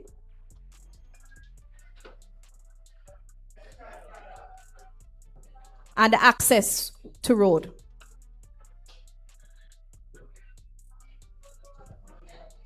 Are you coming around? We'll take, after this one, we'll take 2 more questions and then we'll move to the close because we're moving. Okay, we're waiting. Someone is coming. Very well presented, man. Yes, Pat W. That's so true. Him articulate himself very well. Is someone coming? Okay, go ahead. The councillor for Brompton would love to speak before the residents. Okay, go ahead, Councillor Buchanan. Thank you, Dr. Miranda Wellington, Comrade Leader, members of the head table, citizens of St. Elizabeth, good evening. I stand there and I listen, and many of the things that are said is common across the constituency and the parish. But 2 things are of concern to me, and I hope party leader can help. The replacement of the street lights. I am coming under great pressure because there's a narrative out there that is the councillor supposed to replace the street lights that were damaged. So I'm asking if you can look into that situation for me. Another thing is it's one thing to get the roof grant, but there are sections of my division that having problem with access in those parts of the area. For example, the hardware, the trucks, they are unable to get up to those areas. So I'm having problems or issues with the road network in my division. For example, Forest Mountain, Hodges Land, the roads are damaged bad. When trucks are going up there with the blocks, they are falling off. So the money is being wasted. Material or the hardware can't get up. So I'm asking the current leader, see what he can do. We can work together and get something done in terms of the road network and the street light, replacing the street lights. Thank you so much. Okay, so 2 major issues came up. Access, road access. There are still communities, not just in Brompton, also there are communities in Pedro Plains, Round Hill Green Town. There is no access to that area currently. There is also 2 communities in Mountainside still without access, road access, because in Treasure Beach, the road is completely destroyed from the police station to the bottom of the hill. And so we're asking for some agitation, some advocacy for better road network. And the electrification, street light, okay. When the hurricanes came, there are many light posts that were down. The light posts were put back up without any street lights. I don't know if many of the residents understand what that means. You're in complete darkness. Many of your homes are still without electricity because it cannot be rewired because there's no roof. And also, your communities are without light. Without light, that is a recipe for criminality and deficient insecurity. So we're asking for some advocacy in that regard. I am still waiting on the two persons who had asked to speak. If not, okay, go ahead. Good afternoon, everyone. Big up my comrade leader. Straight up. Yeah, what I want to suggest is I would like to have a stabled put to RADA. I am a farmer of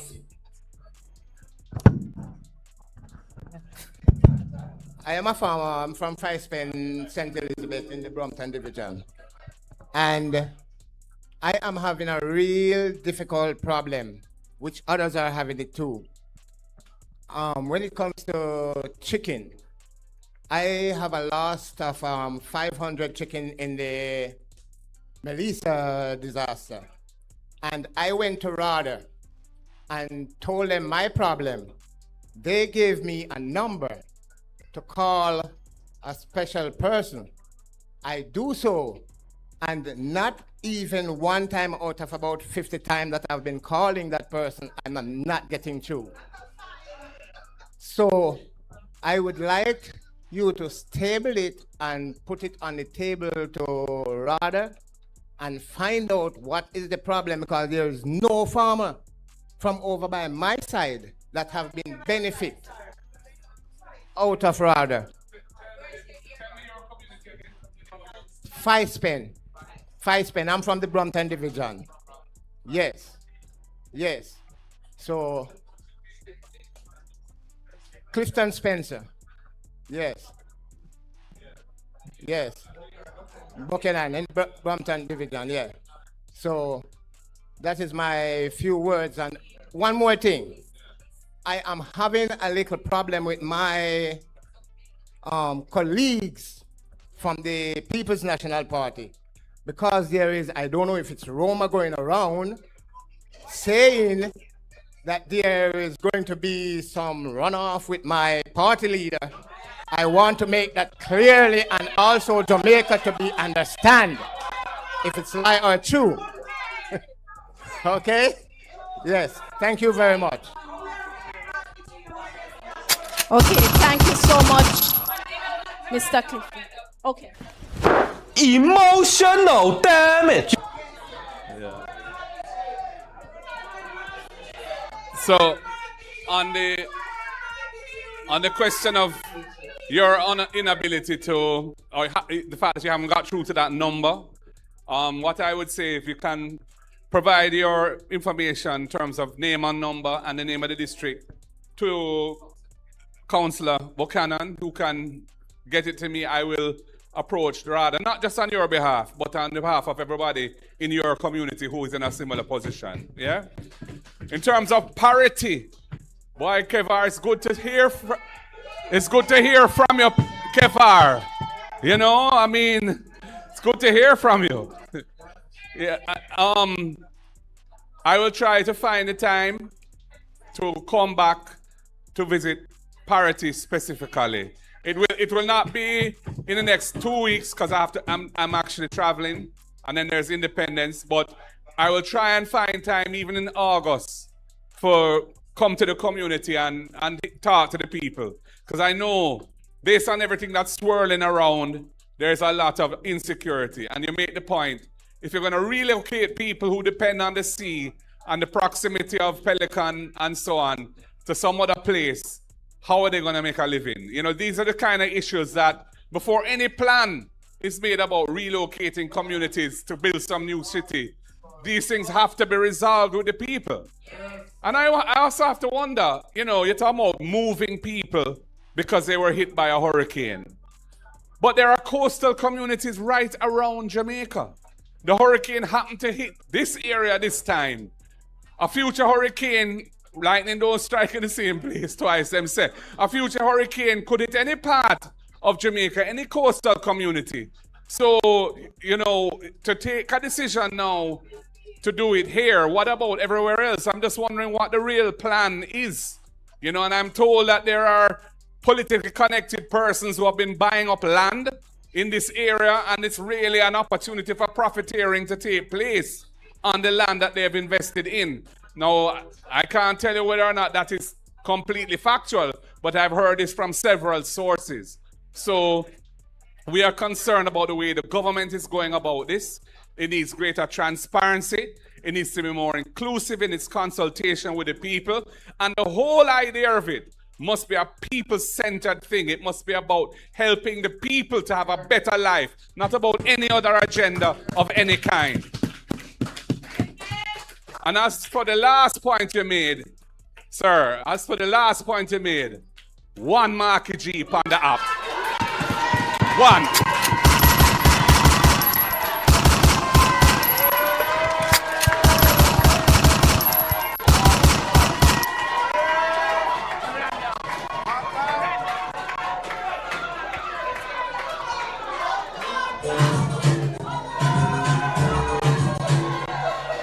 All right.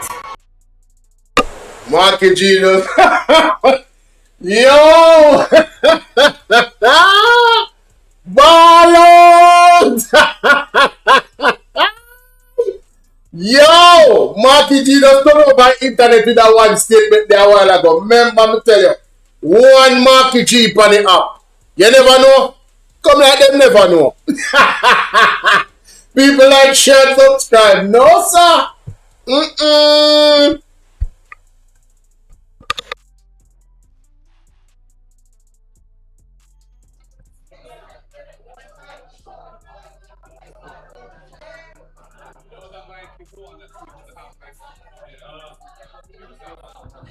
Testing.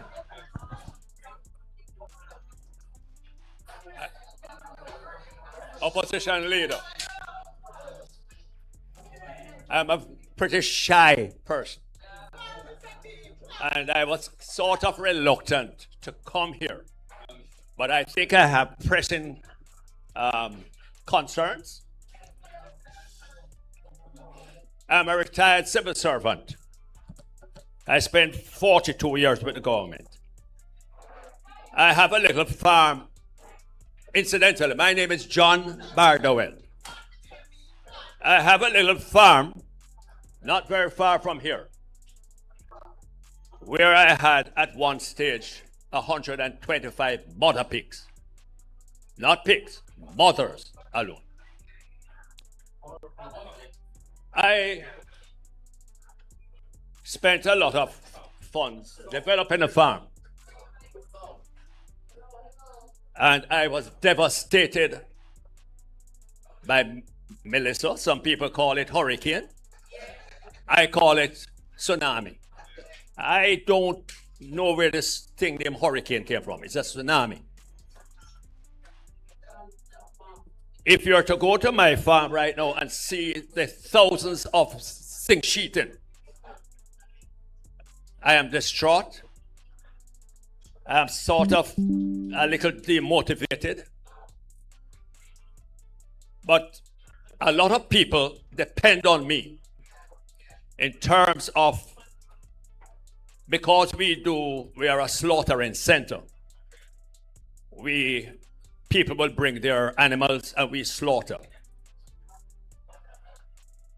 We supply. So my problem is not just roofing, where my place was devastated. It is how can I resurrect to become useful not only to myself but to the community that depends on me.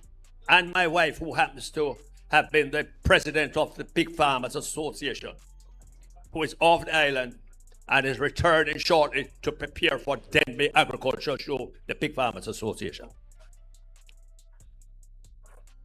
The problem that I have is how can I get a kickstart, a re-injection of funds so that I can carry on. As I said, that there are people who depend on me, not only in the parish of St. Elizabeth, but as far as Hanover and Westmoreland, because Grace Slaughtering Facility has gotten their hit too. So people are relying on us to provide slaughtering service. Can you imagine people taking their pigs now to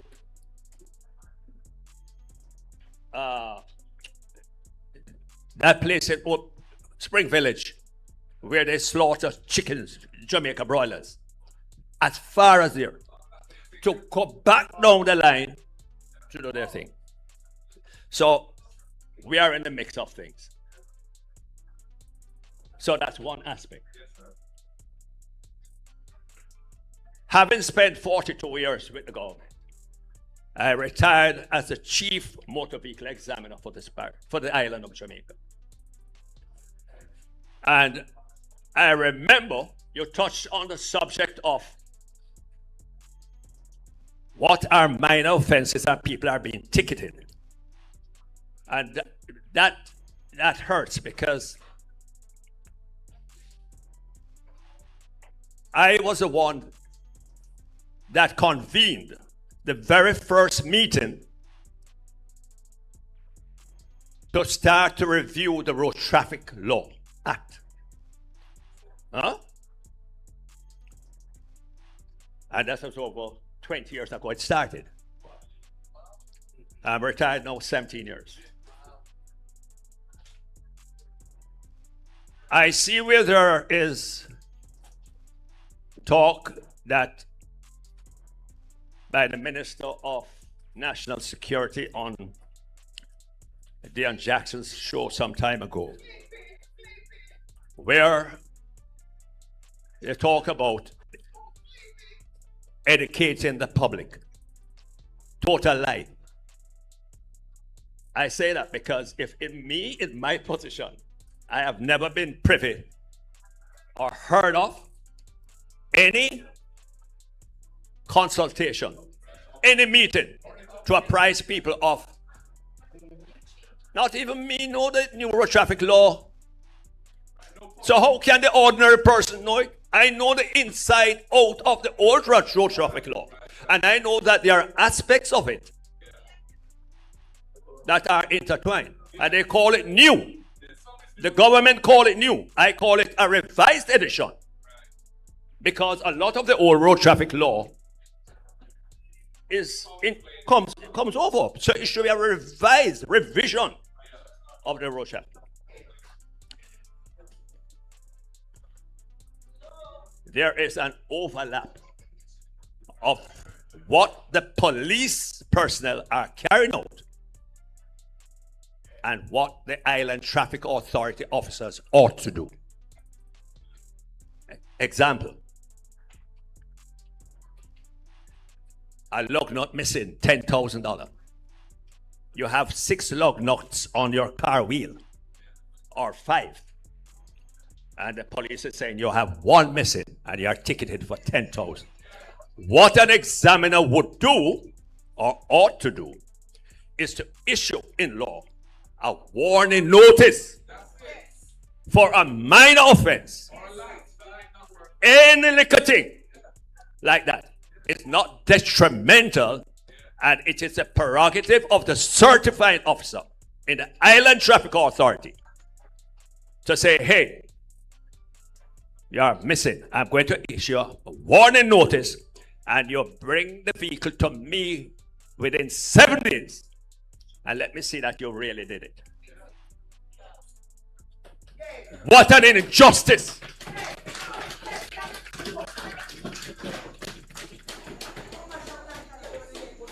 And there are several other issues that when I glanced into the new road traffic law, there are current serving motor vehicle examiners that still we are actually observing some aspects of the old law to apply in this situation.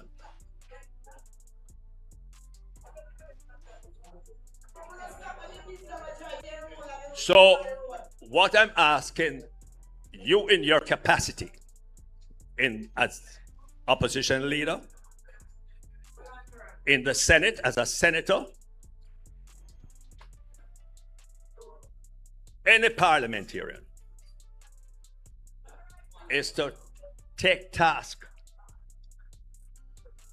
advocate on behalf of the people who are unaware of the law of this country. Basic rights.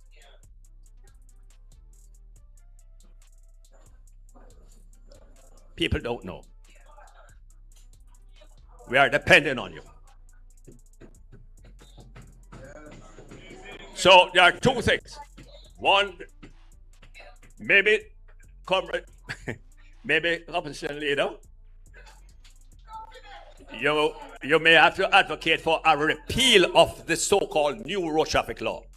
A repeal, to look into it in its entirety, because some of the aspects of it really and truly doesn't really apply to Jamaica at this time. I could avail myself to have a little panel to assist in that regard. With that, I rest my case. Well said. Thank you, John Bardwell. Thank you very much, Mr. Bardwell. Well, I would say the first chapter of your presentation, dealing with the situation that you have faced as an accomplished farmer, rearer of pigs, indicates the need for a Marshall Plan. It indicates a need for a serious system of ensuring funding flows to get established, reputable business people, small, medium, micro, back on their feet. The economy cannot restart if you didn't have insurance, or if your insurance is being hit by average, and the average clause is really being operated in a way that people didn't fully understand, and it has hurt a lot of people. And that has to be addressed. That's a separate matter already. Many of us don't even know what I'm talking about when I say the average clause. But it is a real issue where they say if you have something that you insure a house, and you insured it based on a value of $10 million, and it get leaked, and when they come and assess it, they say the house wasn't worth 10 million before it was hit. It was worth 20. And the damage you suffered is $5 million. They say, well, 10 over 20 is a half, so you get half of the 5 million. That's essentially what it does. That's what the average clause does. And many people have found themselves underinsured. And there needs to be a review of how that works in Jamaica. But the bigger point really is, on the first aspect of your presentation, is that it speaks eloquently to the need for a really comprehensive program to get business people of all sizes, especially the small and medium operators, back on their feet. The economy can't recover properly, and this part of Jamaica is going to suffer generational harm if we do not deal with it promptly now. On the matter of the Road Traffic Act, it's a massive piece of legislation. It has a lot of complexity in it. A whole load of rules and offenses are created by it. And when the way in which it's being rolled out and interpreted on the road by the officers of the law leaves the motoring public feeling that it is unjust, it is unfair, it is disproportionate, and it don't make sense, then Parliament should review it. I'm not saying we have to repeal the act. It took 20 years to pass it. But I'm saying we have to review the aspects of it that are impacting people's lives directly now and sort out some of those issues, so we have less people who are feeling as if it's being oppressively handled. And, in the same way we talked about the oppression of the animal which is not tagged and is then sent to the pound because the animal wasn't tagged because the government isn't providing the tag. The same thing applies where a police officer for a relatively trivial thing, imposes a ticket without a warning. You could be driving and your tail light or your brake light stop working and you don't know. And a police officer stop you, bam. You're going to get ticketed for that without the warning procedure, which says your tail light not working. If you don't fix it the next time you're caught, you're going to pay the ticketed fine.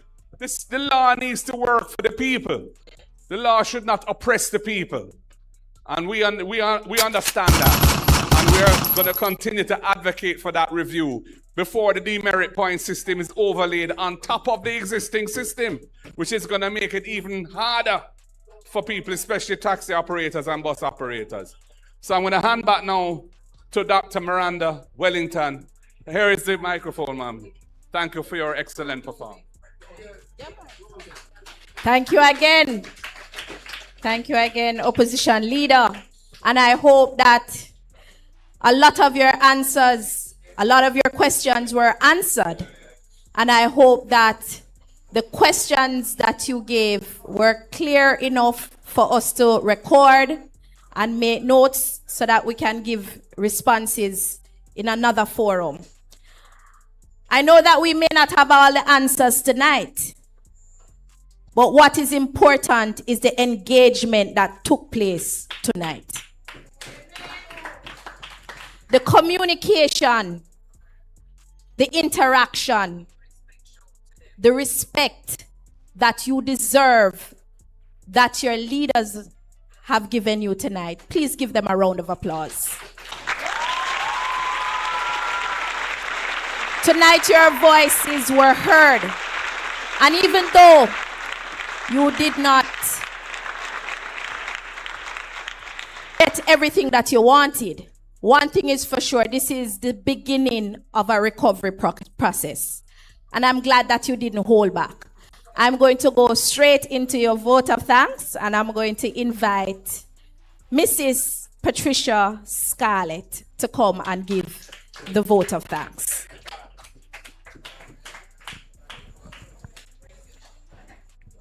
Good evening, everyone. Opposition leader,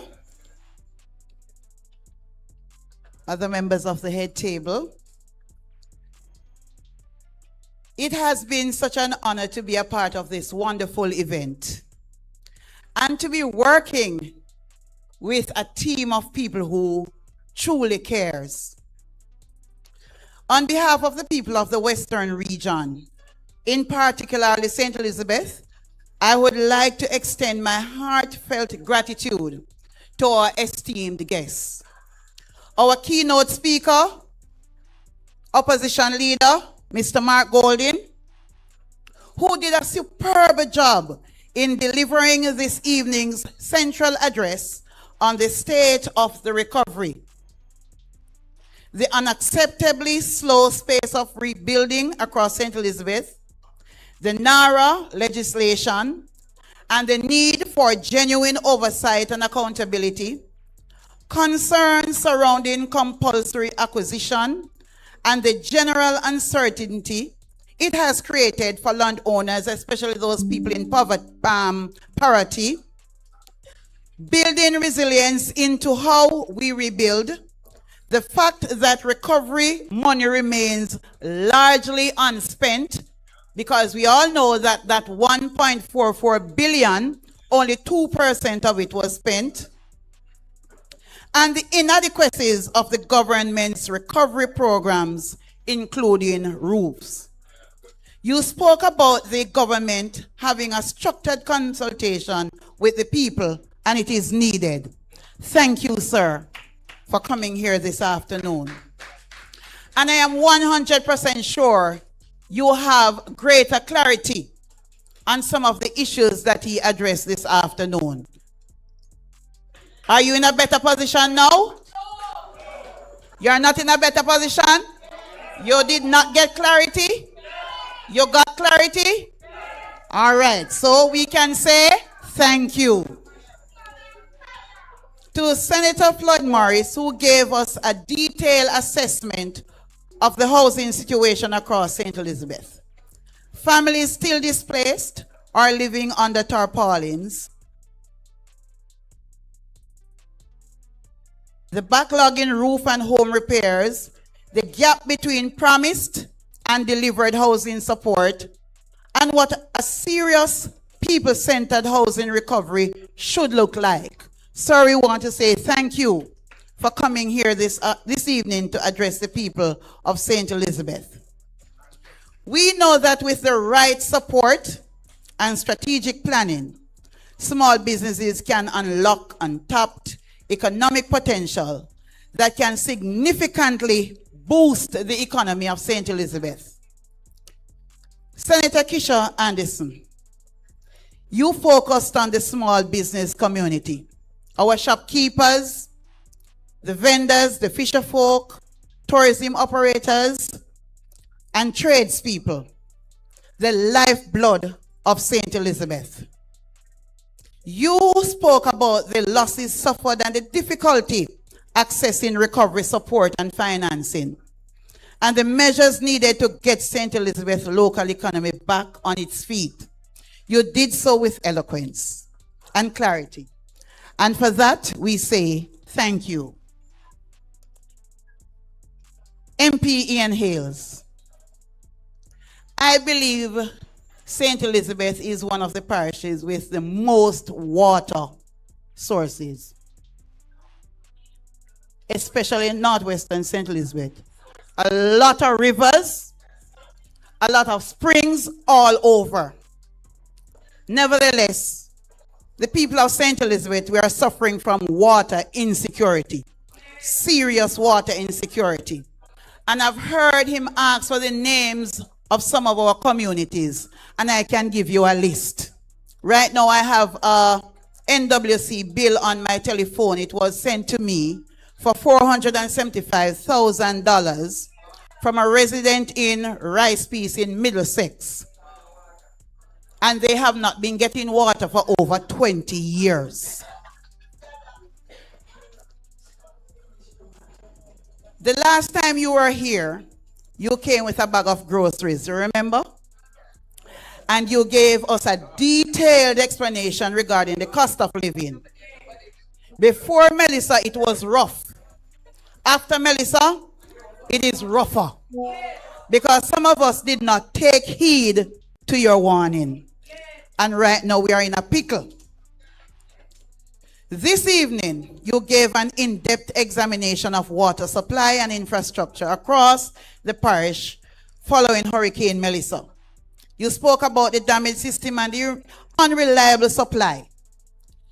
Communities still dependent on trucked water, and there are not enough trucks in St. Elizabeth to truck water, and I can tell you that it is very costly. The people of a compound town can tell you, Bethsalem, Newmarket area, Coca, Rice Peace, all over St. Elizabeth, they can tell you that the cost to buy water, it's horrible. We just cannot afford it. And you talk about communities dependent on truck water and the investment required to restore and secure reliable water for households, especially our women and girls, farms and businesses in St. Elizabeth. I must tell you that I'm reading this vote of thanks and I'm reading it under stress. Because I've gone to homes where girls are not able to attend school because there's no water. And it's that time of the month. What can go so? And they have to stay home because there is no water for them to use to go to school. Nevertheless, sir, thank you for coming to shed light on this very important topic, because we know that water is life. Dr. Campbell, you understand very well the human impact of Hurricane Melissa and the farmers of St. Elizabeth, the western region overall. Crops were destroyed and harvest wiped out.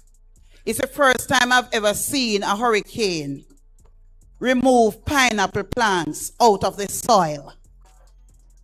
And I am wondering if it's a tsunami or a hurricane, because I've seen pineapple farms eroded, pineapple plants just removed like that. Farmers lose income and communities lose food security. There is quite a crisis unfolding, and that's the loan that financed some of these farms. There are a number of persons who borrowed small business loans from the different banking institutions, and right now they are struggling to pay back some of those loans. There are persons who are losing their vehicles that they use as collateral, as security to get some of these loans, and their vehicles are now being taken away from them. Thank you for reminding the world that St. Elizabeth is and must remain the breadbasket of Jamaica. You addressed the devastation of the farms and farming infrastructure. You spoke about the impact on food security and prices nationally, the adequacy of support reaching farmers, and the plan needed to restore and modernize agriculture in the parish.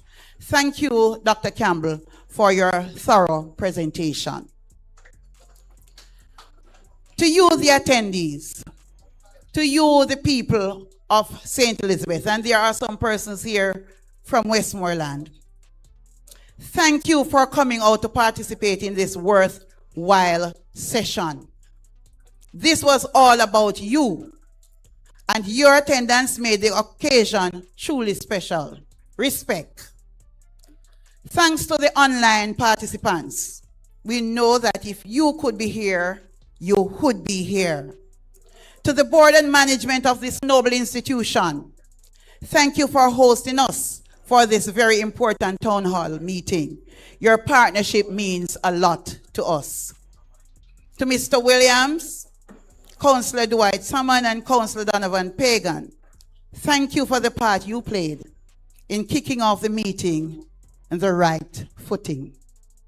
To the members of the security force, thank you for always being here to serve and protect us. We appreciate you. To the drivers who transported the attendees here, thank you, and please continue to be safe on the roads and ensure your vehicles are in good order. The small business community on the outside, our vendors, thank you for coming. To Dr. Miranda Wellington, you were built for this. You moderated the meeting with grace, poise, and respect. For that, we say thank you. Thanks to BOJ TV and the other media houses for covering this evening's event. Thank you one and all, and have a good night. The word is love. Thank you. Well said. And on that note, can we all be upstanding?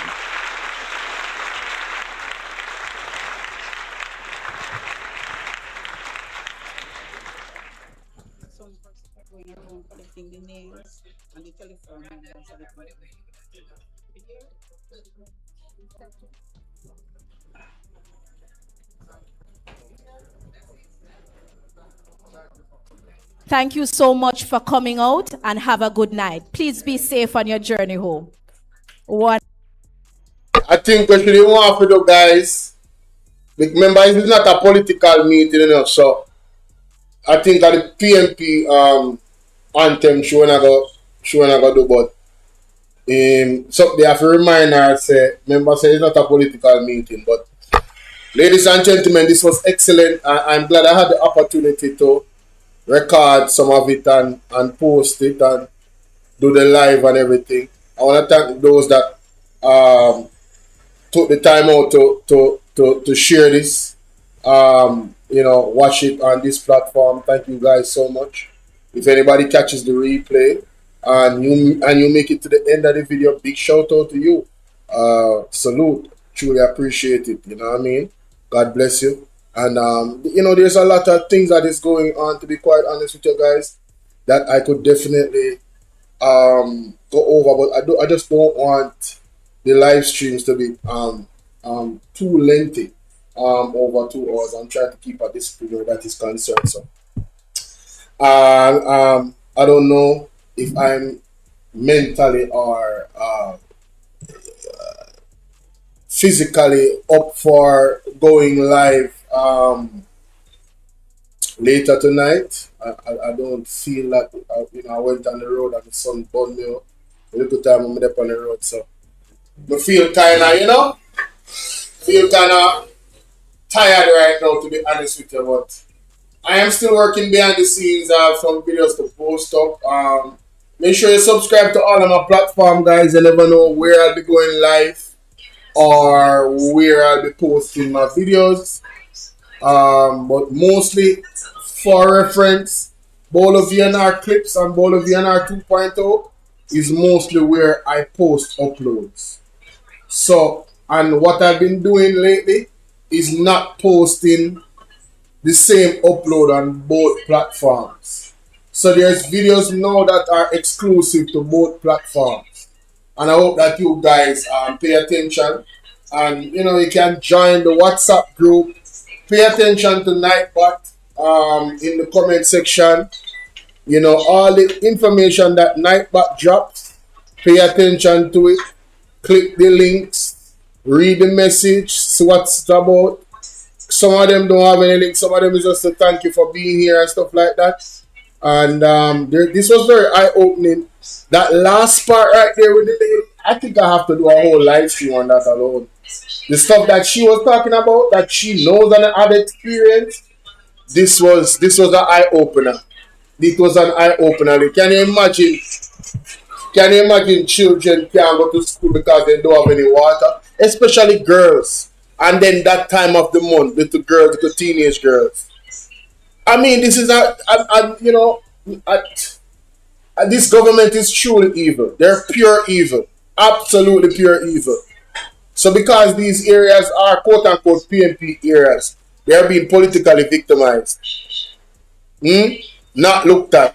And then, Dr. Dayton Campbell said something profound, He said, you have the Minister of Agriculture as your MP, and look at the state of the farmers and what they're going through. You would think that it would be an advantage to have the Minister of Agriculture as the MP. It's a similar thing when I look at Andrew Warren's constituency. Andrew Warren's constituency should be the beacon of Jamaica, the heartbeat, the one that excels in everything, given that he makes all of these profound and grandiose ideas and vision out there that sounds so good. Why is that not materializing in his constituency over the years?